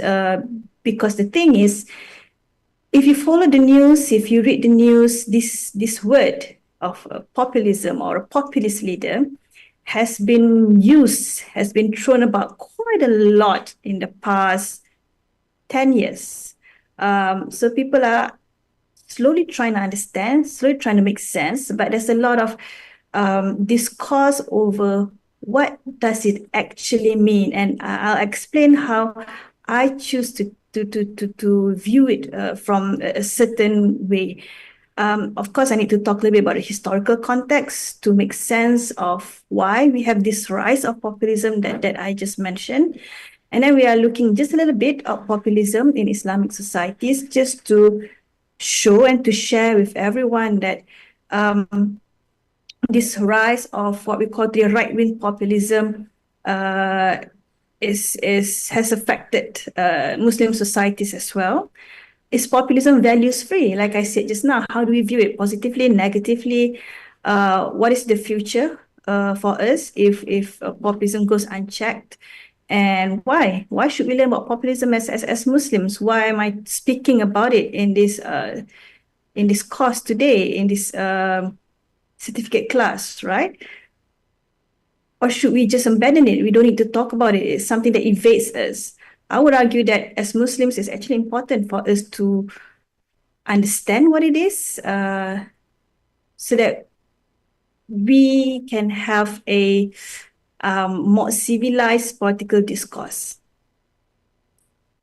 Okay, as I promised on the definition, it is a political approach aiming to represent the interests and voices of ordinary people. Let me put it this way. Populism, obviously the root comes from the word people, is a political approach or political strategy whereby politicians or leaders stress the dichotomy between the elite group versus the people. Okay, so most of history, of course, we've always had leadership, national leaders, even in empires, we've always had leadership. But the thing is, especially in a democratic system, even outside of a democracy, the role of the leader is to provide a good life for the people, not necessarily to represent the people. In a democracy, yes, in a democracy, leaders or the elites should represent the people, meaning should represent the people's interests, doing what is best for the people. But like I said, even in non-democratic societies, meaning in semi-authoritarian societies, one-party societies, leaders are still expected to, like I said, do things that are in the people's interests, create policies that are good for the people. So when the leaders fail to do that, what happens is there might be a movement, a group of people, or a leader or leaders that would come together and claim that we, the people, need to unite against the leaders. Okay, this is fine. This should not be a problem. And this was the case in the early 20th century, I guess late 19th century, when it's about people coming together. Because this was, what shall we say, the advent of democracy, right? The idea of democracy was spreading that the people should come together. The land belongs to us. We should decide what's best for us. So this is what we call inclusionary populism, or sometimes people call it left-wing populism, which is positions the people against the elite, often highlighting perceived inequalities between the people and the elites. And I guess dissatisfaction, frustration with the elites. But because the elites are powerful, politically and economically powerful, we need the masses. We need a large group of people to be able to come together against the elite. It can be in the form of a revolution, a coup, whatever it is. But the aim is to bring a large swath of people together against the elite. This is also the discursive view of populism. Yeah, let's just put it that way. The Laklauan view of populism, which is that we create this idea of the people. But the thing is, when we say the people, the question is who are the people, right? When we say the people against the elite, is there such a thing as a single people? So the idea is that these populist leaders, in a way, create this idea of the people. Okay, that is inclusionary populism. If we take modern times, that's also what we saw around 2008, 2009. If anyone remembers that time period, there was around the 2008, 2009 financial crisis. The neoliberal economic order was in a crisis, basically, and we saw the rise of left-wing populists trying to portray the elites of, well, not taking care of the masses. If anyone remember the Occupy movements around that time. So that is inclusionary populism. But then it has evolved today.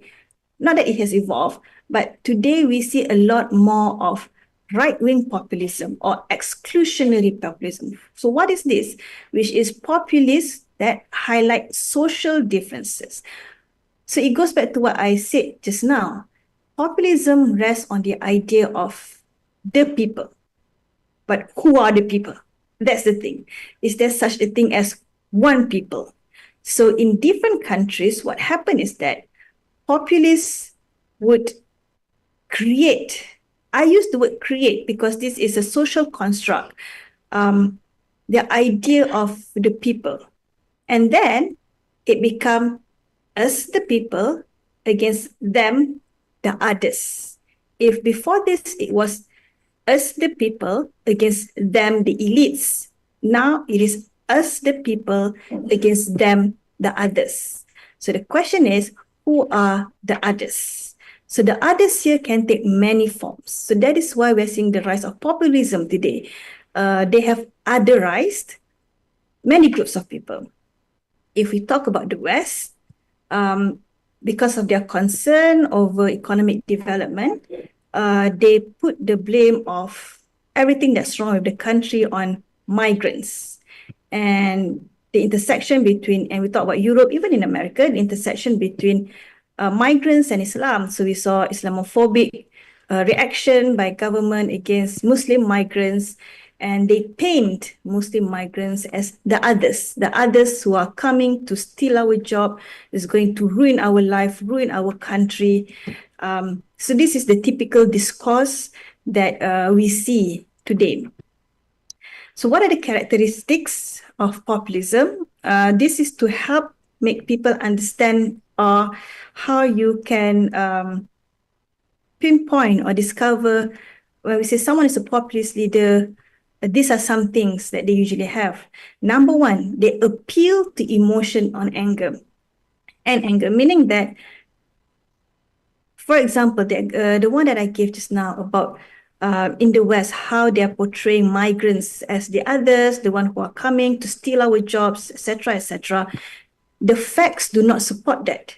The numbers do not support that, meaning that, of course, there are migrants coming into the country, but how big are they? How powerful are they to quote unquote steal the jobs and replace the people? It's not enough. So that is based on facts. But populists, they don't go based on facts. They go based on emotions, based on anger, based on fear. So why do they do this? This is political science 101, because that is the best way to get support. That is the best way to get votes, right? When you are trying to get votes, people don't a lot of people are politically unaware.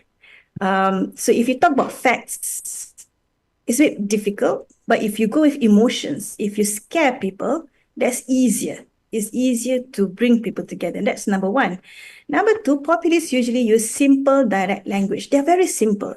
So again, let's just use the example that I gave because it's easier. We're talking about economic problems, which is a very complex issue. It's not a one solution fit all kind of situation. When you talk about the economy, is all of society, every angle.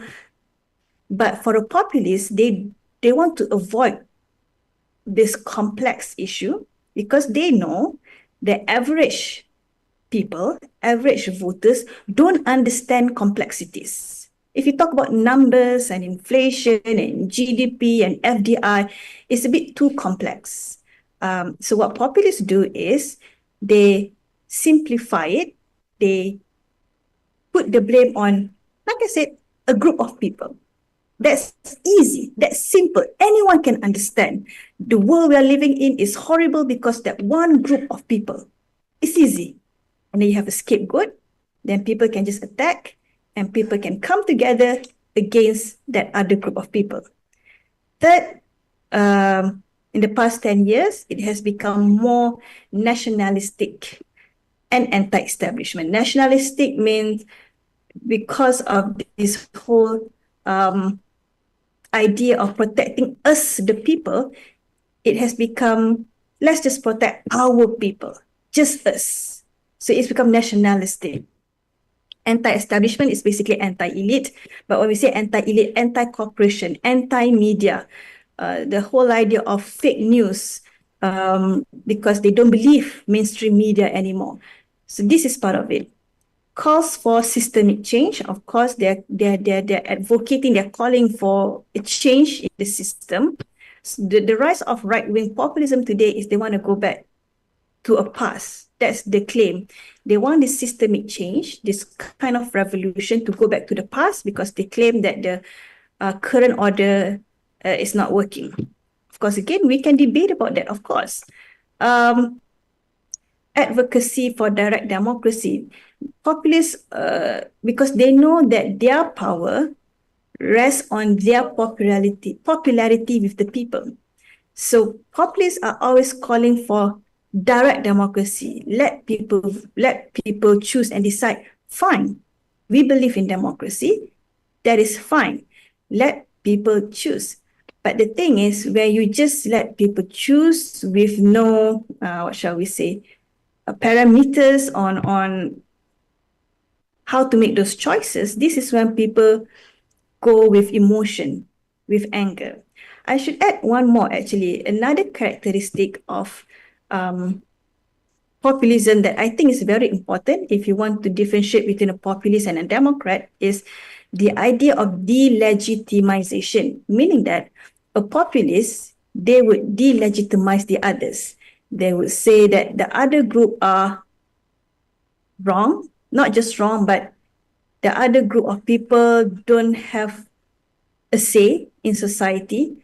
They don't have the right to speak up, or even if they do, it should be limited because they are not the people. So their rights are limited. So that's another characteristic of populism actually. So here are just examples of contemporary populists. You may recognize some of them. From the top left is Jair Bolsonaro of Brazil, Narendra Modi from India. People have claimed Recep Tayyip Erdogan as well from Turkey, Giorgio Meloni from Italy, Viktor Orban from Hungary, and Donald Trump is the biggest example, who is going to be the president in a few days' time, again in the US. I want to talk a little bit about Trump. So as I was saying, initially in our current context, we saw the rise of left-wing populists during the financial crisis. But then around 2016, two important things happened. Brexit, when the United Kingdom decided to leave the EU, and the election of Donald Trump in America. Both happened in 2016. So a lot of people pointed to this time, 2016, as when we saw the increasing rise of right-wing populism, because we saw their success. If you remember Brexit, it was based on the idea of British nationalism, right? Britain is different from the rest of Europe, this nationalist sentiment. Same with Donald Trump, right? He won in 2016 after Barack Obama left, on this idea that we all know it, make America great again. This idea that America should be a certain way, right? Mostly conservative, Christian, this whole idea of MAGA, make America great again. So 2016, we saw this in these two major Western countries, and then it spread to the rest of the world and to where we are today, 2025. This is going a bit more. I should have rearranged my slide. Just a bit of historical context. As I was saying, populism in the early 20th century was inclusionary, meaning it's about bringing the people together against the elite. However, even in this kind of, what shall I say, with this background, the problem with populism is that they have the tendency to become authoritarian, okay? So who are these three men I have here? On the left is Juan Perón from Argentina, the president of Argentina in the 1940s and 50s. Great guy in terms of bringing workers together, but there were human rights abuses. I'll talk about that later. The one in the middle, Alberto Fujimori, also from South America, from Peru, also started off great. When I say great, meaning trying to solve the economic problem, the hyperinflation that they had back then, but also turned dictator. Really, is that the word? Authoritarian, dictatorial. And the third guy, all the way on the right, is Hugo Chavez of Venezuela. Same thing, he got into power during the oil boom, so there were a lot of money. With that money, he was able to had social reforms, increased welfare, economic reforms, great. But when the money runs out, then the economy crashed. And also, he also became dictatorial.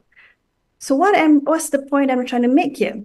While populists started off as claiming to represent the people, in other words, it sounds democratic. You want to represent the people. The problem with populism is they believe in majoritarian democracy as opposed to pluralism. So what is majoritarian democracy? Majoritarianism is when they believe that since I get the support of a majority of the people, I can do whatever I want. So this whatever I want sometimes include human rights abuses, like I said, especially on the others, those that they delegitimize, those that they disagree with. It becomes authoritarian. If you are a Democrat or someone who believes in democracy, even if you win an election, you would still protect the rights of people in your country because you are now the president of the entire country. You are the prime minister of the entire country. So you have to protect everyone. What these populists do is the opposite. They say because I'm popular, people voted for me again and again, then I can do whatever I want. So that is why populists tend to become authoritarian once they've been in power for a while. So as I was saying before, populism also we saw in Islamic societies. Why I say saw, why I'm using past tense, because we can look at history. Again, when we say the people against an elite, in the early 20th century, the elite was easily colonial power. So fine, as Muslims, we came together as the people to contrast ourselves with the colonial elite, right? So these are the people that we want to defeat because we have the right to our land. That is fine. For example, the Muslim Brotherhood in Egypt fighting against British colonialism, same as Syarikat Islam in Indonesia against Dutch colonialism. So it's a form of populism because it's bringing people together. So remember, this is the inclusionary populism that I mentioned earlier, where you want to bring people together. Now, as the second point there, a distinctive feature of Islamist populism is the key concept of the Ummah, especially post-caliphate in nation-state system. So nowadays, what we're seeing is, when we talk about populist leader, remember, it's the idea of us versus them, the people versus the others. And remember, I said earlier, how do we define the people? Who are the people? So the people here are the Ummah. So this is civilizational populism. Populism based on a civilization. And what is this civilization? The Muslim civilization, the Ummah. So this is the kind of civilizational populism that we are seeing today. The rise of the idea of we are the Ummah against those who are not part of the Ummah. Just differentiating between the two groups is fine. The problem is when you start to, like I said earlier, delegitimize the others. You start to become abusive to the others. You start to take away their rights. You start to make fitnah and false claims on the others. That is the danger, right? But just talking about the Ummah, there's nothing wrong, of course. We are the Ummah. No one, that is not the problem. But it becomes a problem on, so what do you make of people who are not part of the Ummah? Do you still respect them? That's the question. So trying to relate that to us as Muslim. So this is a verse that I think most, if not all of us are familiar with, right? From Hujarat, which says, "O humanity, indeed we created you from a male and female and made you into peoples and tribes so that you may get to know one another. Surely the most noble of you in the sight of Allah is the most righteous among you. Allah is truly all-knowing, all-aware." What it's trying to say, like I said, most of us are familiar with this verse, is we are different and that's okay. There are different tribes, different nations, different ethnicities, because we're supposed to get to know one another. We're not supposed to claim that we, the people, are right, those the others are wrong. When your claim of them being wrong is based on their identity and nothing else. So this is far-right populism. You're othering people based on their identity and nothing else. Because why? Like I said, that is an easy, simple explanation for a populist to make when they're trying to explain to the people. Remember, simplicity is the key. So it's simple just to put the blame on some group of people. But that's not what Islam teaches us, right? That's not what is in the Quran. We're supposed to get to know and learn and celebrate the differences, because there is strength in it, in diversity. So this is what we should do, learn from one another, not delegitimize one another. So it goes back to, again, the whole theme of whenever I teach populism is to think of, is it values free? Meaning that, how do we view it, right? So populism, of course, has its positive and negative side. Positive side, like I said, rejection of elitism, meaning that even in Islam, we're supposed to see one another as equal. There should not be a hierarchy, right? Those who are good in the eyes of Allah are based on their iman, their faith, and nothing else. There should not be hierarchies. So that is in line with Islam. We reject this idea of hierarchy, of nationalism, of tribalism, of elitism, of oppression by the elites, oppression by colonial power. All of this we reject, no problem. Emphasis on cultural identity, also again, no problem. We want to celebrate our culture, our identity of Muslims. Like I said earlier, there's nothing wrong with saying we are an ummah. This is who we are. This is our identity. This is the Muslim worldview, right? Which is based on belief in God, belief in the Prophet. There's nothing wrong. Appeal to traditional values, also there's nothing wrong. This is what the West is going through. They reject liberalism right now. They're rejecting liberalism. They want to go to conservative traditional values. No problem. As Muslims, we also agree with that. We agree with family values as Muslims. We agree with a certain view on gender identity. So all of this aligns with us as Muslims. But the negative part is here, as I've already mentioned here and there. Oversimplification of complex issues. We can't, what's the right word, yeah? We can't lie to the people. I'm trying to relate to what Dr. Aida was teaching us just now, mashallah, very great sharing. When you are marketing based on Islamic principles, it should be based on facts, right?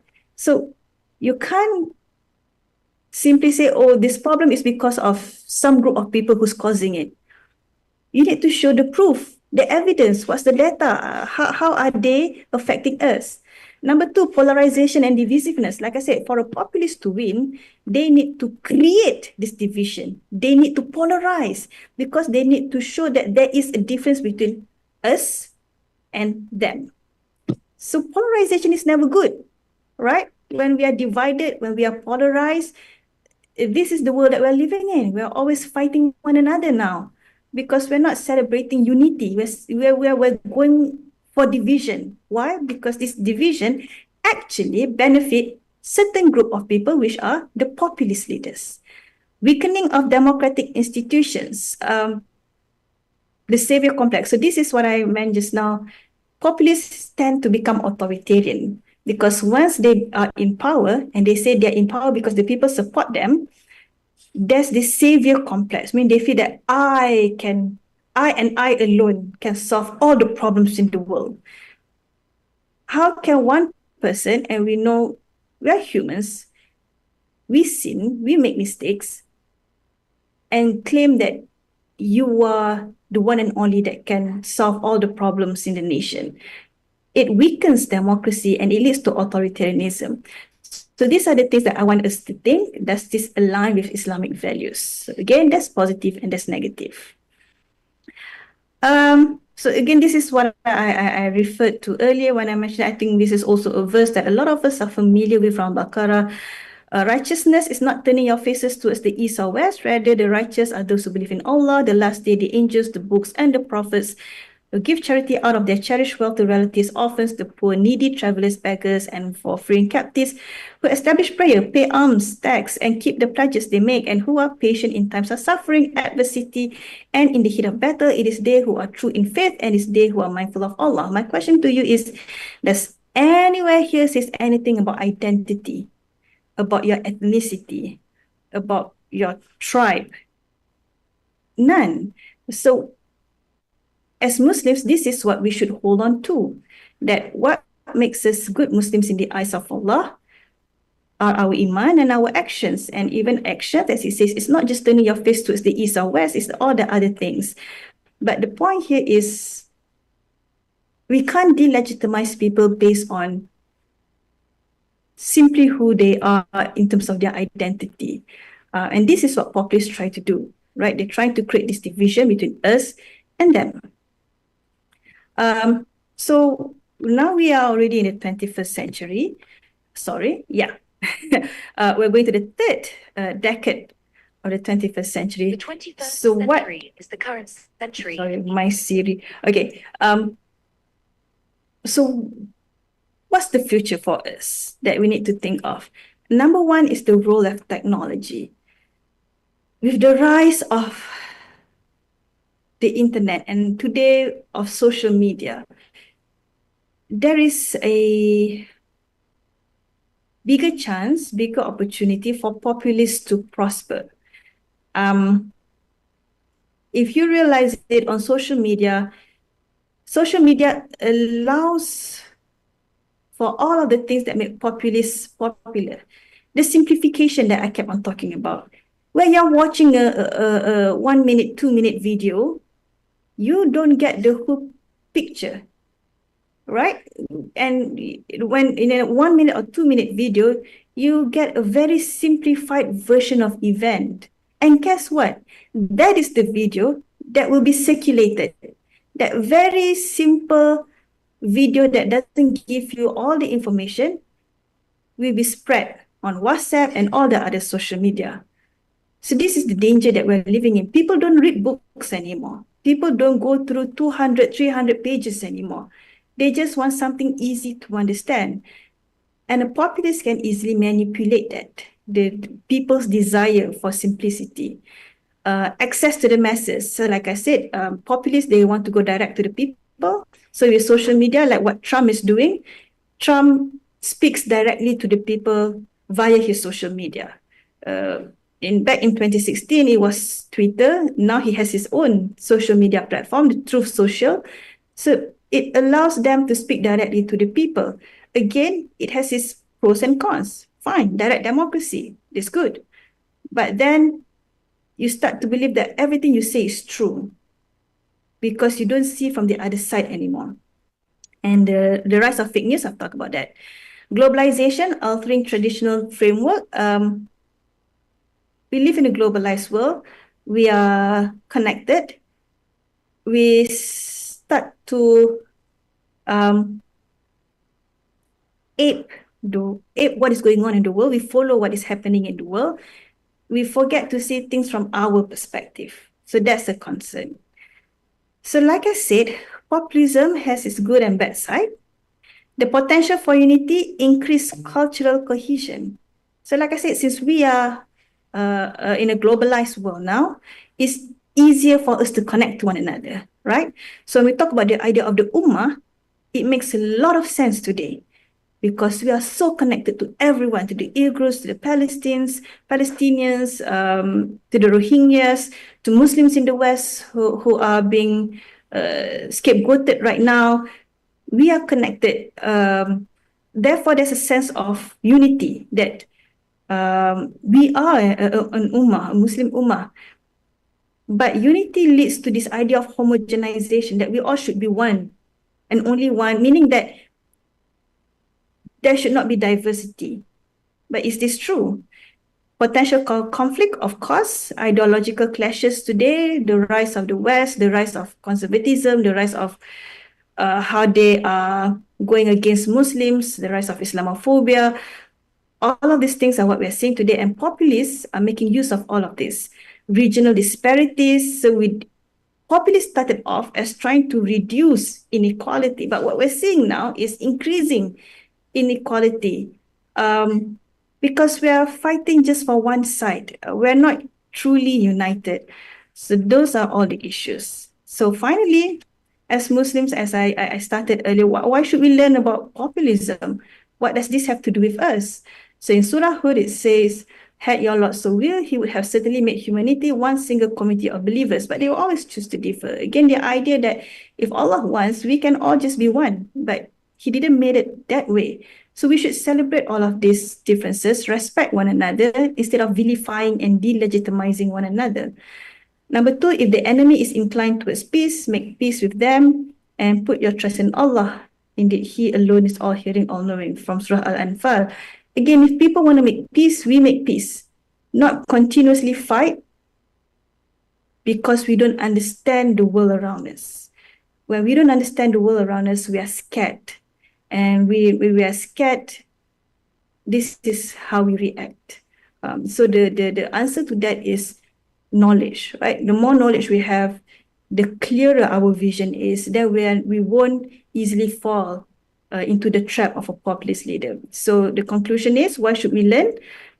For our well-being, for harmony, for peaceful coexistence. All of this has to do with the 5 pillars of Maqasid al-Sharia, protecting our religion, protecting our life, protecting our wealth, our future generation, our lineage, our knowledge, right? So that's the importance of learning about populism, because as Muslims, we strive for peace. And with that, I look for your question.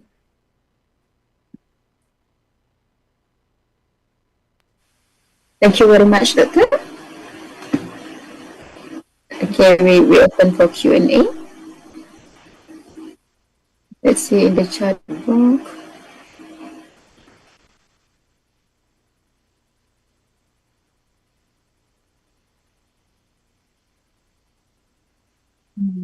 I don't think I see a question.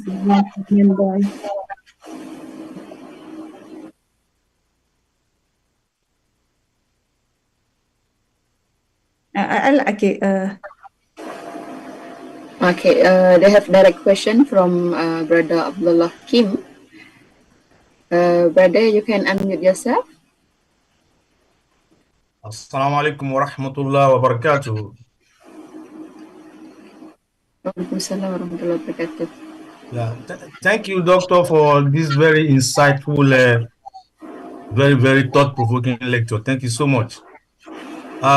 This issue of populism, I want to ask, can we categorize the recent issues of Salafiyya, Boko Haram in Nigeria as being the populism or populists? And how can we solve this problem of disunity among Muslims? Thank you so much. Thank you so much, brother. I really like that question. And I'm really thinking about it now, because a little bit of background, I started to look into populism as my research for the past, mashallah, 7 years now. My first publication on populism was 2018, 2019. So I've looked into it for 7 years now. But before I really go deep into populism, I was looking at more like entities like Boko Haram, very traditional radical Islamist group, and how that plays into Muslim society. Just based on my many years of working on this, at the top of my head, I wouldn't categorize Boko Haram as a populist. Like I said, it's a typical radical group instead of populism, because, so this is my because, populism or populist leaders or movements, they rely on support from the masses. But of course, a lot of people have pointed out to me, it doesn't mean that they need to have the support of majority of the people. It's true, but their, how should I say, their popularity depends on their ability to influence people, to make people believe in what they're doing. So if I may contrast Boko Haram with, I know this is a huge stretch just because I saw something about Israel. So in Israel, we are seeing the rise of populism as well. Bibi Netanyahu, the prime minister, is an all-out populist. A lot of literature have talked about it. No question, he's a populist. He's trying to win over the right wing in Israel by playing up this idea of not just Judaism, but a specific version of Judaism, specific version of Israel against the others. And we know there are Arabs and Muslims in Israel, but this is Bibi Netanyahu. And he does get support from the conservative faction, but now his support is fluctuating. Boko Haram doesn't operate in that kind of structure or framework. They really just do what they want, with or without support of the people, because they believe that what they're doing is right, meaning that they don't need to win over the people. But populists, they know that they need to win over the people, and that is the source of their power. That's what I was trying to say just now. So no, I wouldn't categorize Boko Haram as a populist. However, this is what we have seen. There might be one or two leaders who are affiliated or related or have the same ideology that will suddenly come out and say, well, I'm going to participate in the democratic process, but sharing that ideology of us versus them. So this is the fear. So your question of how we can solve this, I really don't know, right? The not diversity, but the polarization in the Muslim world. If you ask me, my answer when I give to my students has always been, it starts at the top. If the leaders can figure things out, it can cascade. But when we talk about geopolitics, there's very little incentive for our leaders to come together. And that has caused this unity. And like I said, it's all a political calculation, unfortunately. Maybe the solution would be then also educate the masses, right? So that we know the kind of leaders that we want. Thank you so much for that question. Let me see. Sister Jari, I can look at the chat box, yeah? Yeah, that's right. Sure. I think I have 1 more minute. What are the strategies to bring people to understand the people of the But again, strategies to let people understand, to be honest, is more of things like this. Getting people to see the dangers of populism. The thing is, populist leaders, they don't call themselves populists. And this is another discussion altogether, because it has become a pejorative term. When people hear populist, it means something negative. So people don't want to call themselves populists. But we can see in terms of their strategy, their approach, their rhetoric, things that they say, if they are populists. And we want people to, when I say people, we want the masses to be aware of, don't fall into the trap, because these leaders, I say leaders because, leaders should lead, not use people, but they manipulate people for their own power. This is not what we want, especially in a democracy. This is not what we want. So it's more about, awareness, getting people to recognize. Or another thing is, we need to enhance and embed this norm of respecting one another. We really need to talk about that and really need to celebrate that, respecting one another. Then we can defeat these populists. Do populist leaders employ misinformation, lies, hatred? Yep, definitely. Definitely, like I said, it's purposeful misinformation or purposeful simplification because this is how you win votes. This is how you get votes. Because if you tell people that, yeah, economy is not that good, but the economy is improving, people don't want to hear that. That's not scandalous, you know. People want to hear economy is really horrible. We are all going to the trashes, and this is what people want. This is what would gain traction on social media, and this is what would give votes to some of these people, unfortunately. So I think that's all the time I have. Thank you so much for all the questions. Thank you very much, Doctor, for your presentation. Very meaningful. And then thank you for your all answers. For answer all the question. Shukran jazilan, Doctor. Okay. Next, inshallah, we will meet with Dr. Nor Azlin. Dr. Nor Azlin, are you here? Yes, I'm here. Alhamdulillah.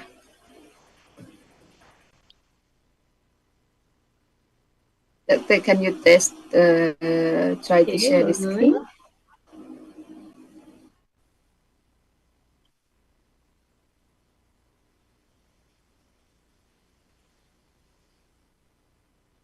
Can you see my screen? Yeah, sure, Doctor. Can you make it full screen? Can you see now? Yeah, it's moving. Yeah. Doctor, Doctor, is it the first time? Yes, sorry. Second time. Yes, second time, mashallah. Because they have another one, Nor Azlan. Oh, that's Dr. Nor Azlan. Yeah. People always confuse between two. The other one is female, the other one is male. Yeah. Nor. He also Nor. Nor Azlin and Nor Azlan. Okay, thank you very much, Doctor. So today, inshallah, we will meet Doctor again with different topics. Today, she will present for us regarding the. Sorry. Let me check a bit. Okay, Doctor will present for us regarding the topics exploring human nature connection, insight from Islam and sociology.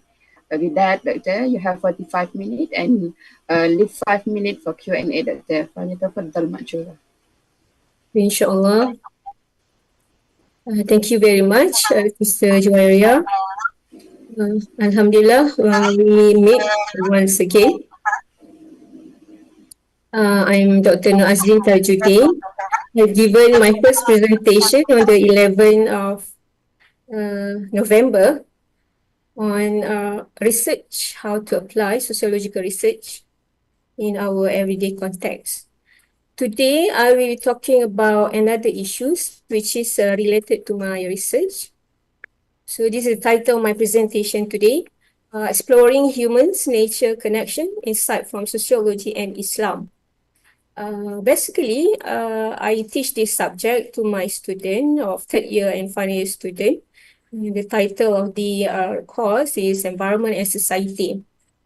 As you see my slide in the subsequent screen, basically, I'll be sharing with you, apart from the point, you will see that I have accompanied each slide with different pictures. This is my own personal collection. When I visited various natural wonder throughout selected countries in the world. So I hope you would enjoy the picture as well, whereby I put the location of each picture under the picture. So basically today I'll be talking about, as of a start, introduction, whereby we will do some reflection on our connection, our everyday connection with various elements in nature. And then I'll be talking about Ibn Khaldun environmental determinism concept. And then why the concern, why we should have we need to reflect our connection with Mother's nature. Then I will bring in sociological lens to understand human nature interaction. Yeah, so first we define what is ES or environmental sociology. And number two, I will share with you a few examples of theoretical paradigm within this discipline of environmental sociology, but we only discuss one in detail. Then I will tie in our discussion with Islamic perspective on the fundamental to understand human nature interaction. And then I will bring in two concepts, environmental balance and environmental ethics. And I will conclude our presentation today with by providing you some motivation in order to take action as fast as after I finish my lecture. So I given or coined the term Enviro Act, okay, environmental action. Okay, so for an introduction, I hope each one of us can reflect our connection with various natural elements that actually we encounter in our everyday life. It's just that whether maybe we do not realize how important this natural element in ensuring our survival as well as our well-being in our everyday life. So in order to do that, maybe I can invite you to do some simple experiment or test or exercise, whatever you can call it. Okay, let us do this together. How long can you hold your breath? 50 seconds, 1 minute. Okay, if you want to really do the experiment, you can take your phone and then start counting using your stopwatch.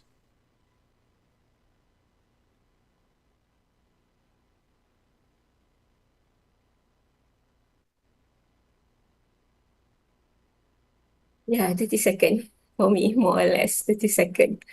What about the rest of you? Okay, anyway, you can keep typing your answer. 45 seconds, not that bad. 35 seconds, good. That's long, 45 seconds. Okay, anyway, as I mentioned earlier, each one of you can keep typing your answer. So basically, that is one of the natural elements that we enjoy every day, but we maybe have overlooked on the importance of this natural element until we lost it.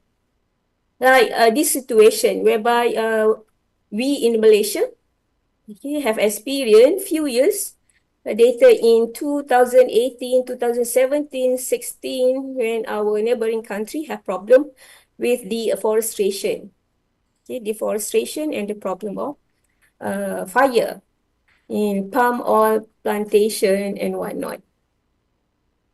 Okay, so we Malaysian at that time and also some other Southeast Asian country were experiencing this haze problem, okay, whereby our air index, pollution index has shooting up, okay, due to the presence of particle in our environment. So we experience difficulty of breathing, okay, and whatnot. So this is then only we realized how important our natural element is. And not to mention, few years back, recently in year 2019, 20, 21, we have the problem that our air or atmosphere has been polluted by a virus, COVID-19 virus. So that poses a public health to not only in Malaysia, but also all over the world. So that is one element that we may take for granted. The other one, when was the last time that you have your sip of water? During your breakfast today?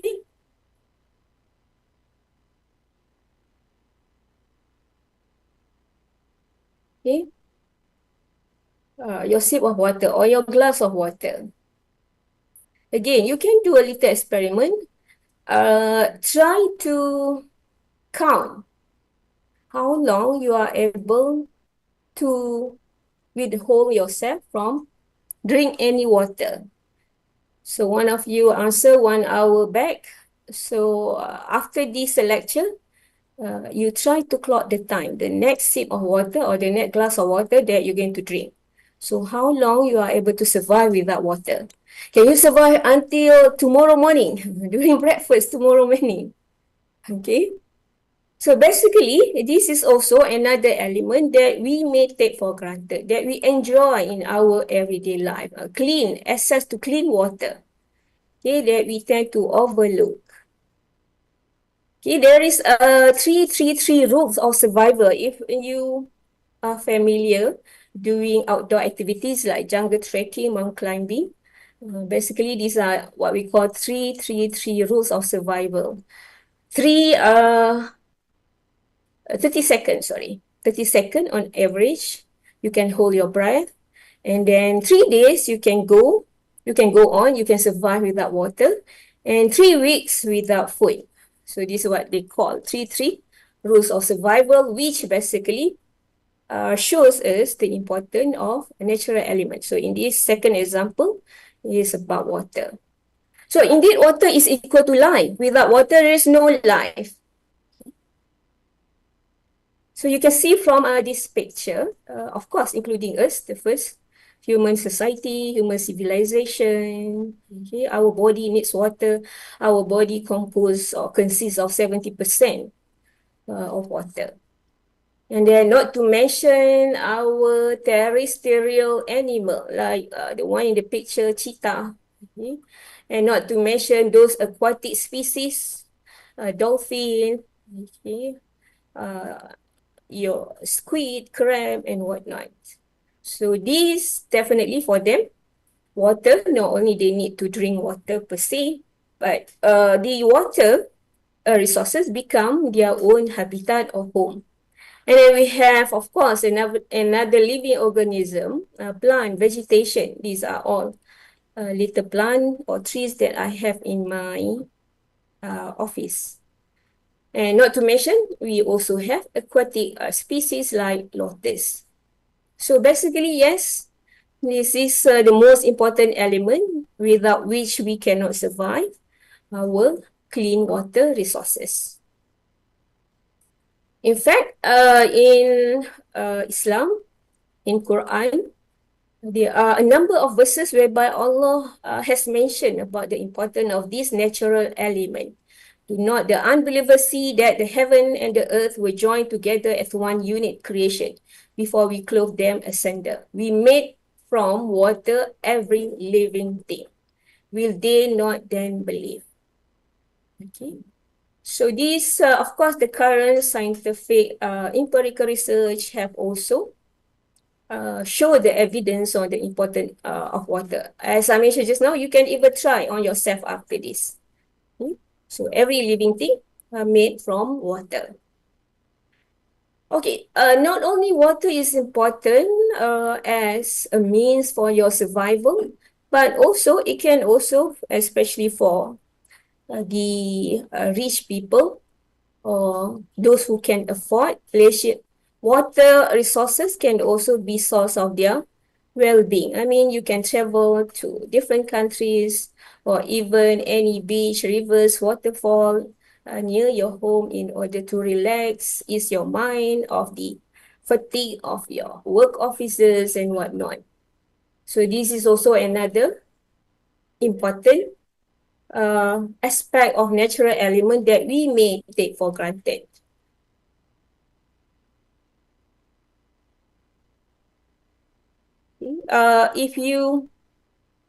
I believe you have browsed through many news about our beloved brothers and sisters in Gaza, Palestine, and other part of Palestine.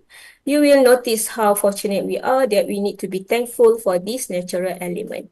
This is actually text messages sent by my student from Palestine.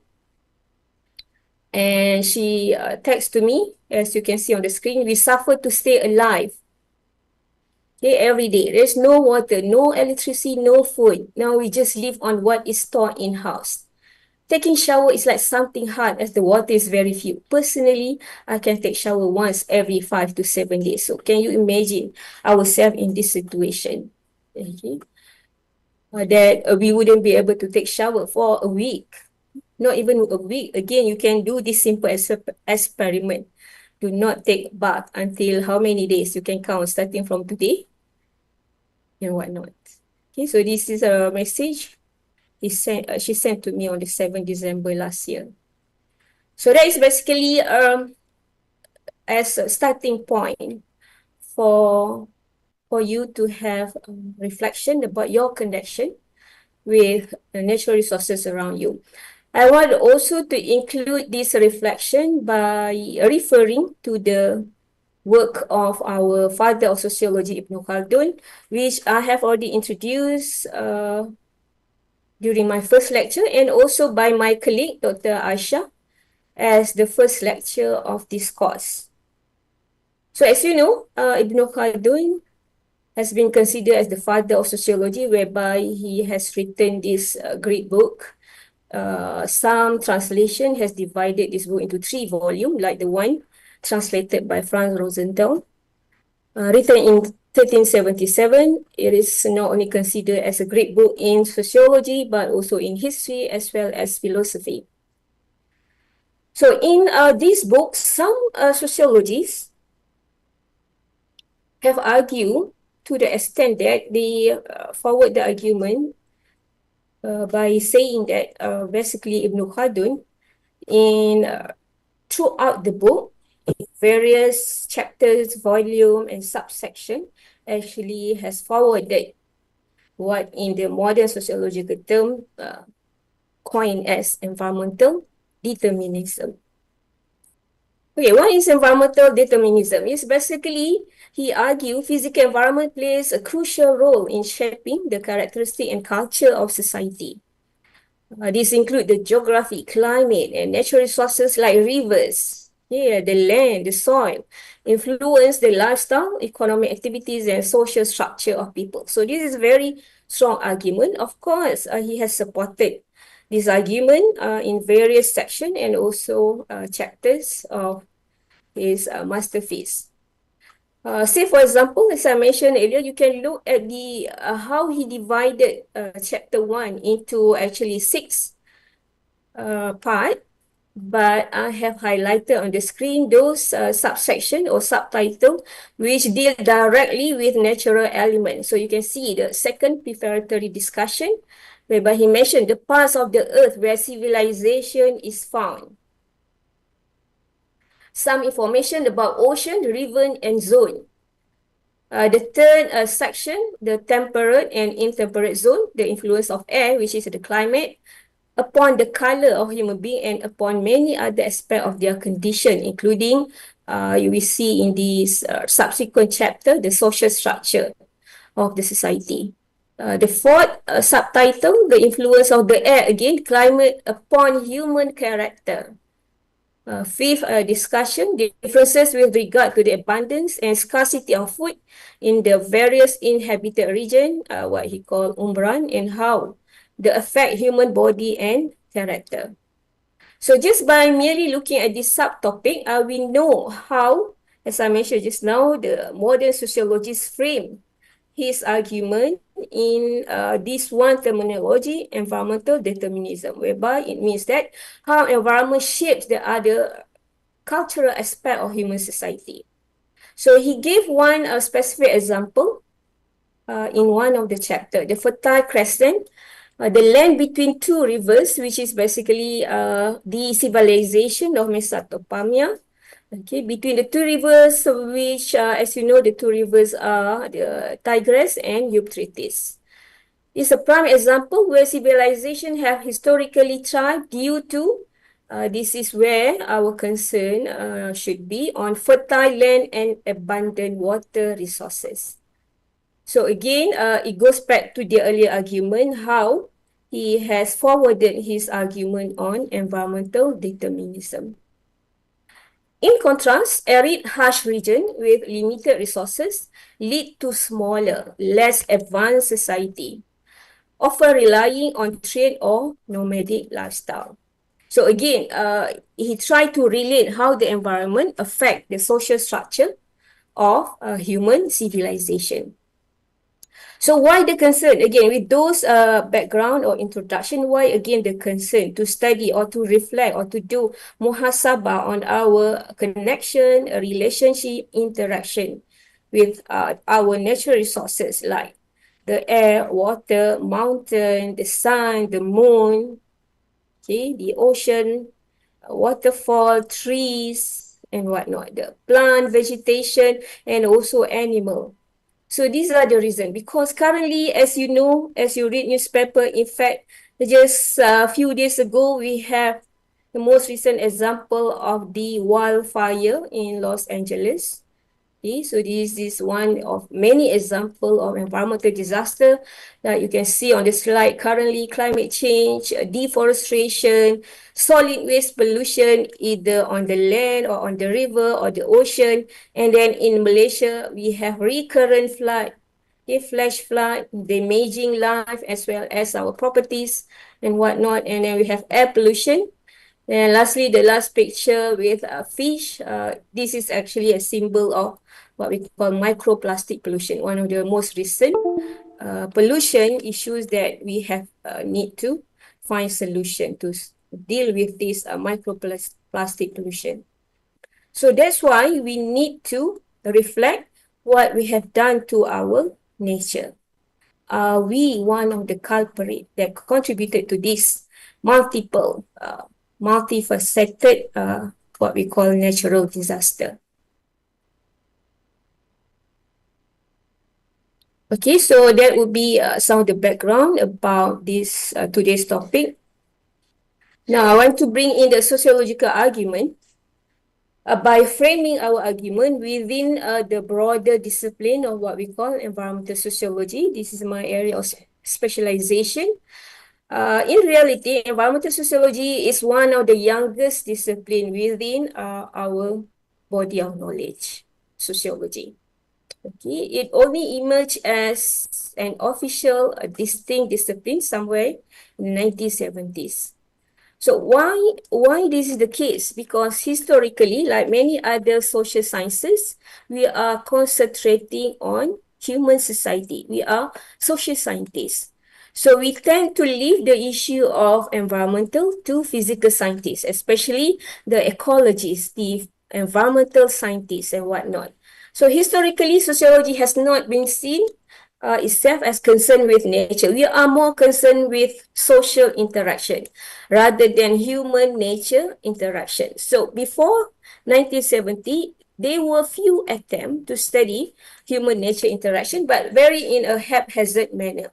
So officially only in 1970, we here means sociology developed a specific discipline just to study human nature interaction. So environmental sociology, among others, help to unpack how societal structure, like our political institution, our economy, okay, capitalism, industrialization, drive environmental exploitation and degradation.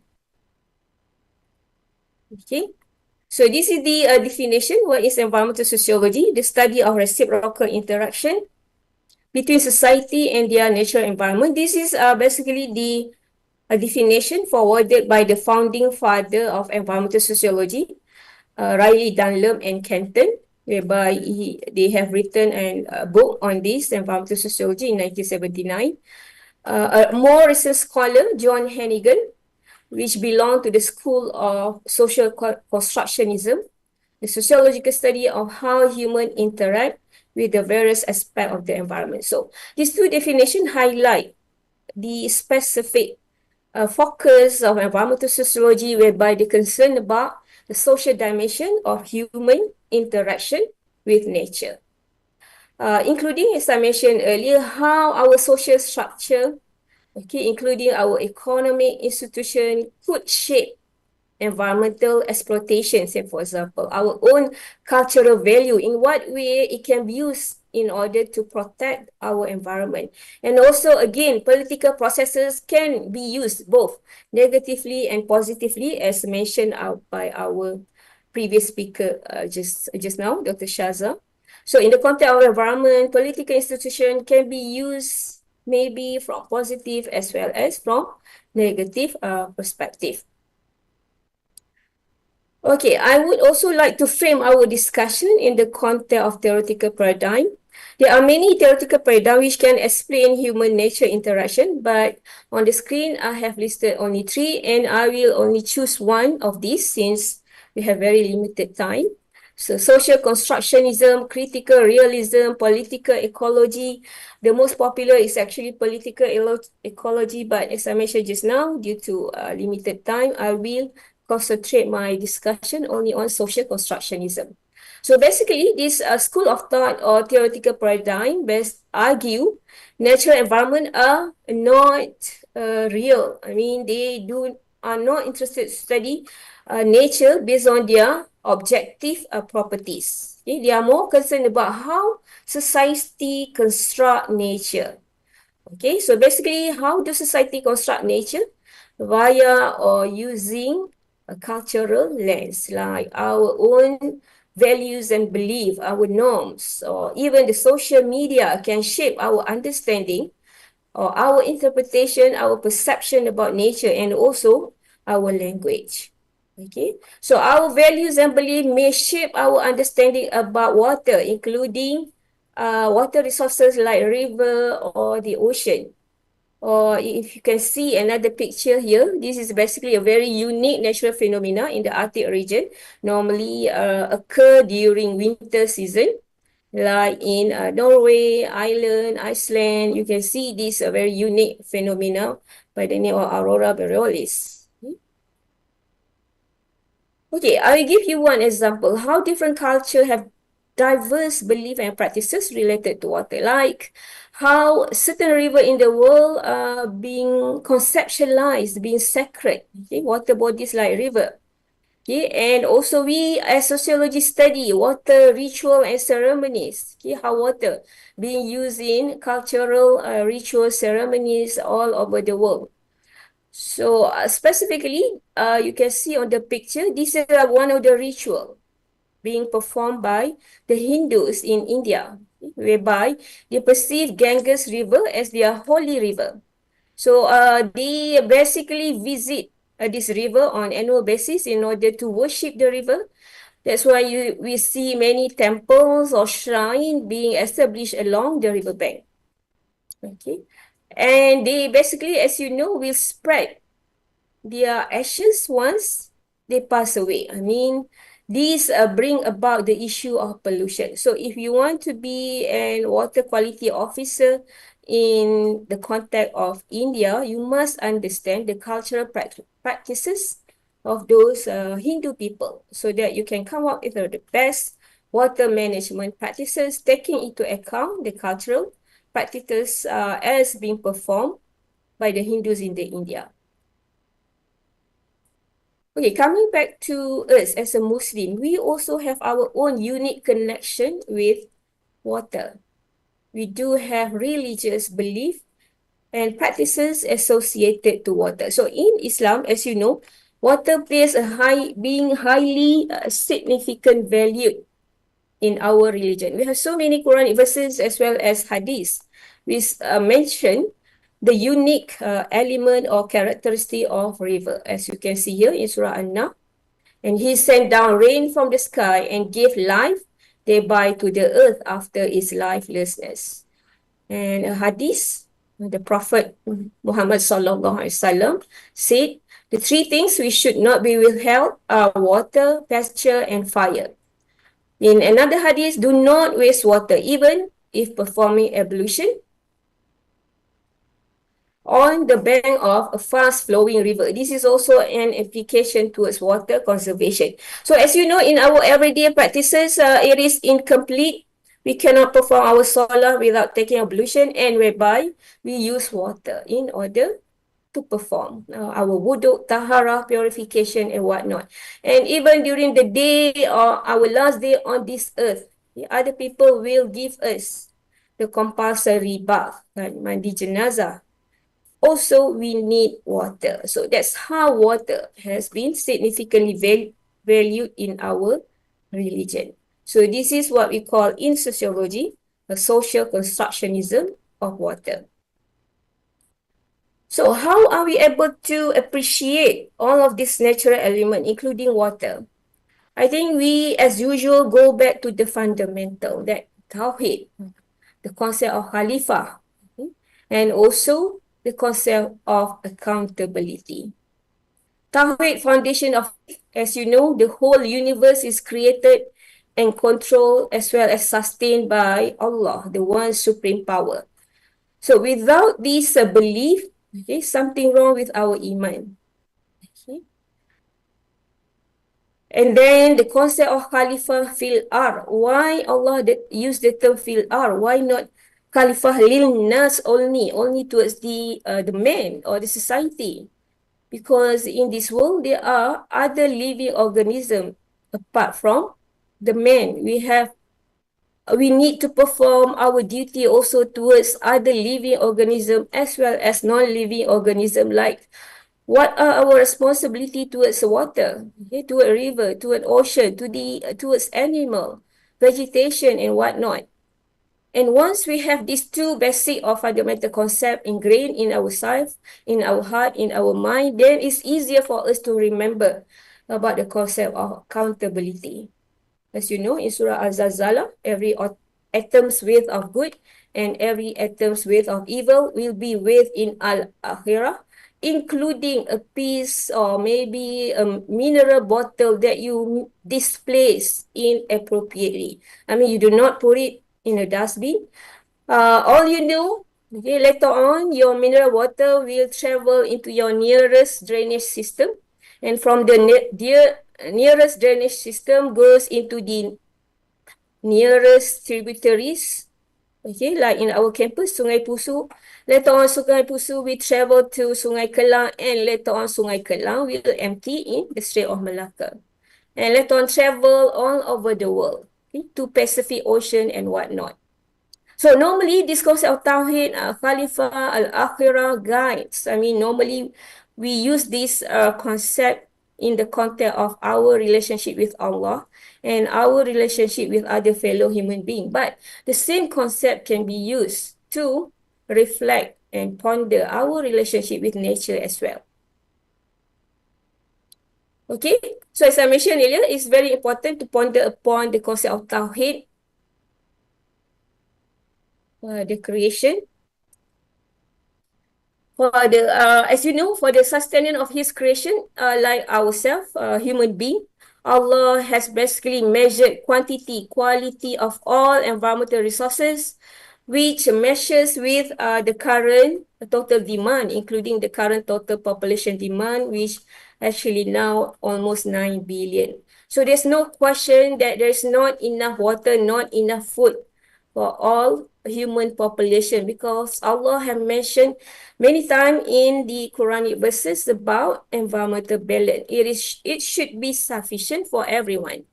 Okay, so if you look at Quranic verses, these are all the terms being used in relation to environmental balance, like the qadar, mawzun, mizan, haq, qis, and whatnot, which can be applicable to many water resources. Okay, so this is the example, verily, example from the Quran. Verily, all things have we created in proportion and measure.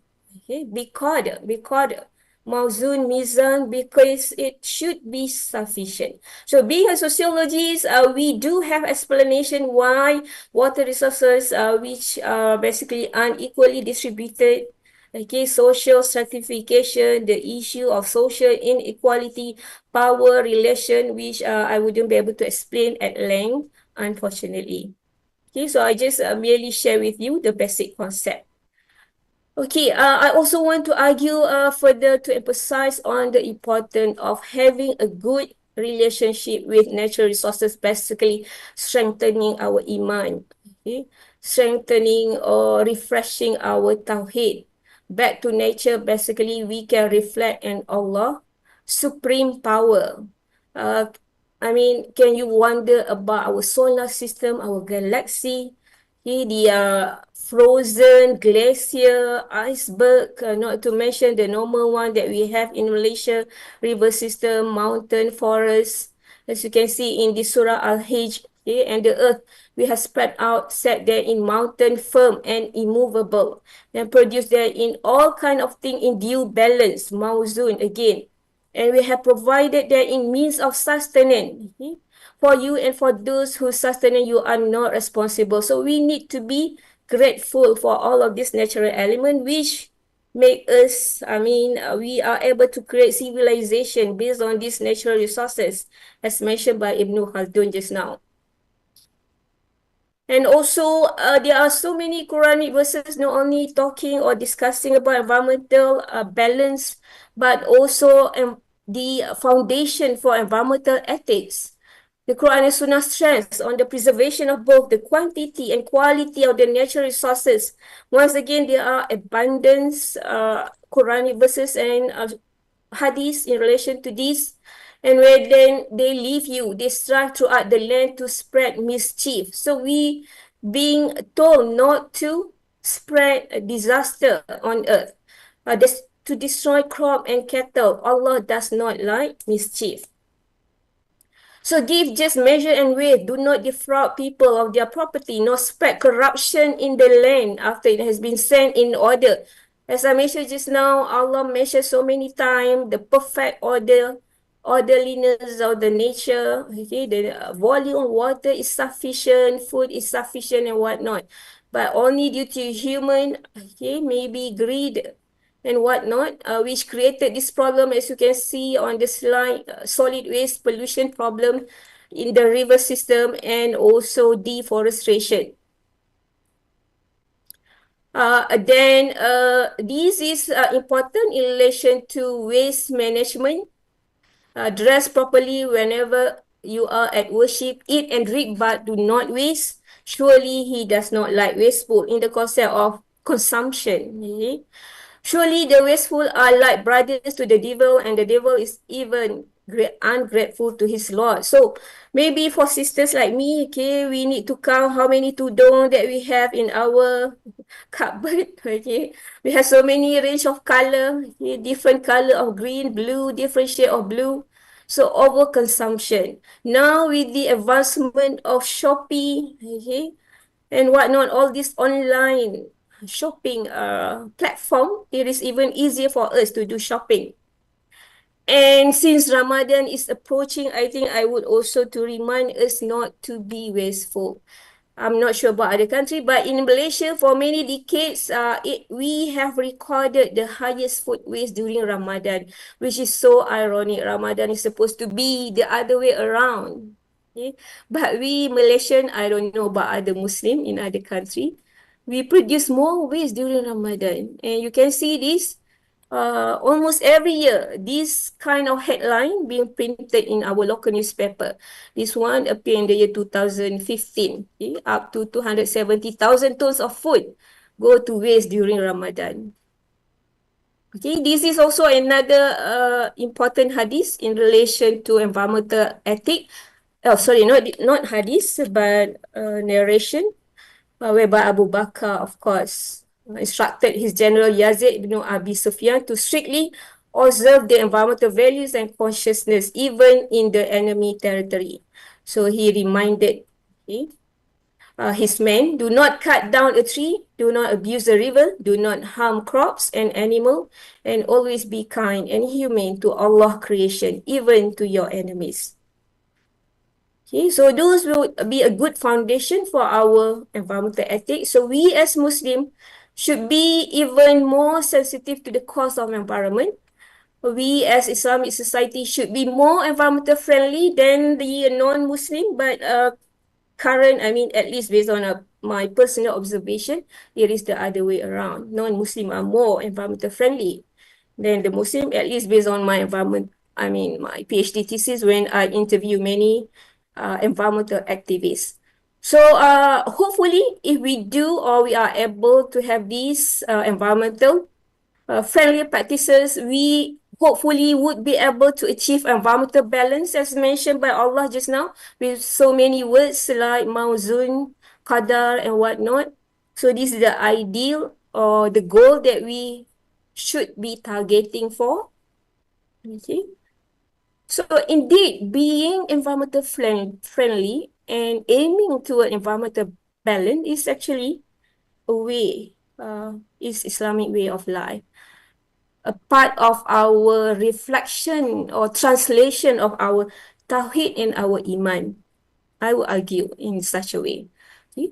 So in conclusion, Islam promotes sustainability as well as equitable and efficiently use natural resources. Similarly, with environmental sociology, if we can combine this together, it would be very wonderful to achieve environmental balance. So my last word, let us be a good, effective Khalifah fil Ar, not only to lean nas, which is translated to environmental steward. This is some of my suggestion. How to be environmental friendly. Just look around you today after the end of my lecture. Look at your water practices where you brush your teeth and whatnot. Okay.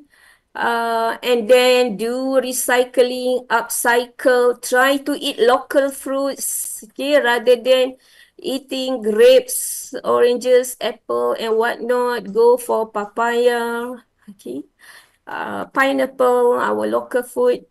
Okay, eat more meatless meal, drive less, take public transportation. I do not own a car.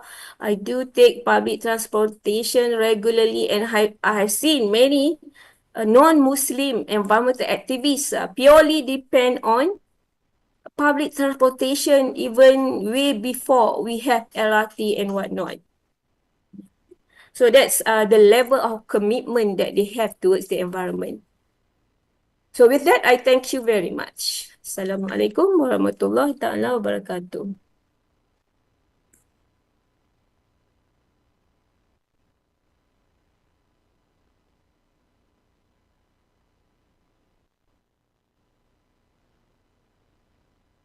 Maybe you can enjoy also this poem I composed when I visited Mount Buller. I wish and I pray the knowledge or ilm that you have gained today does not disappear as fast and without a trace, like a falling snowflake melting in my palm during the first day of winter. This is actually a cultural ecology perspective, whereby they believe that environment shape cultural practices, including language. So this poem was transpired after I visited Mount Buller during winter, whereby I observed the snow fall in that mountain. Thank you very much.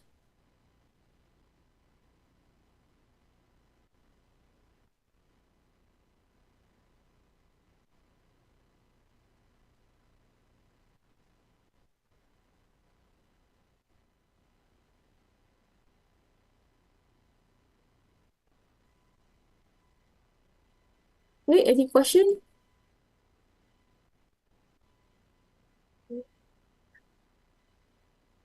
Four hours within sipping water. Okay, good. Anyone longer than 4 hours? Yalah, during fasting Ramadan, more than 4 hours. I mean, during non-fasting month. Okay, hold the breath, your breath, 45 seconds. Who has the longest?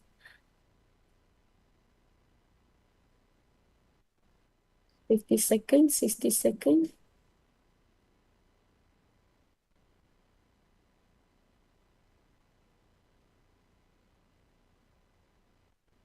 Hours.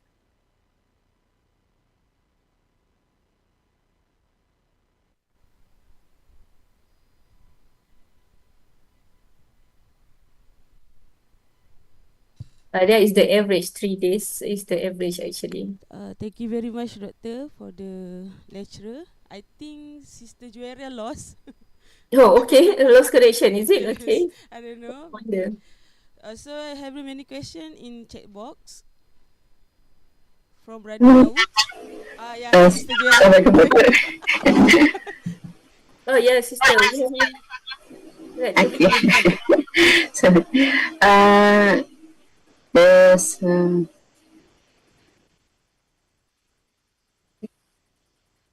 Yeah, so one suggestion by Mr. Dawood. How about using kitchen waste in compost for garden? Yes, it's very good suggestion.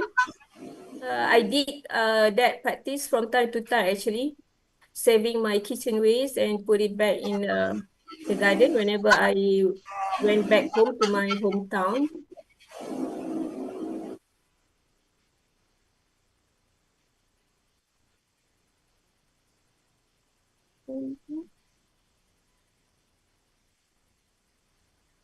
okay.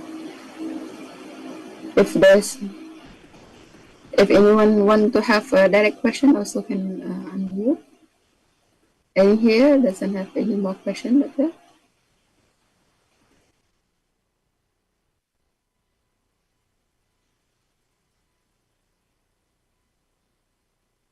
If none, thank you very much, Doctor. Thank you very much for your sharing today, inshallah. May Allah bless you, Doctor. Thank you for listening, everyone. So now we have come to the end of our class today. This is the 15th class already, and we have 2 more left. Inshallah, I will share all the slides that teacher is present today, inshallah.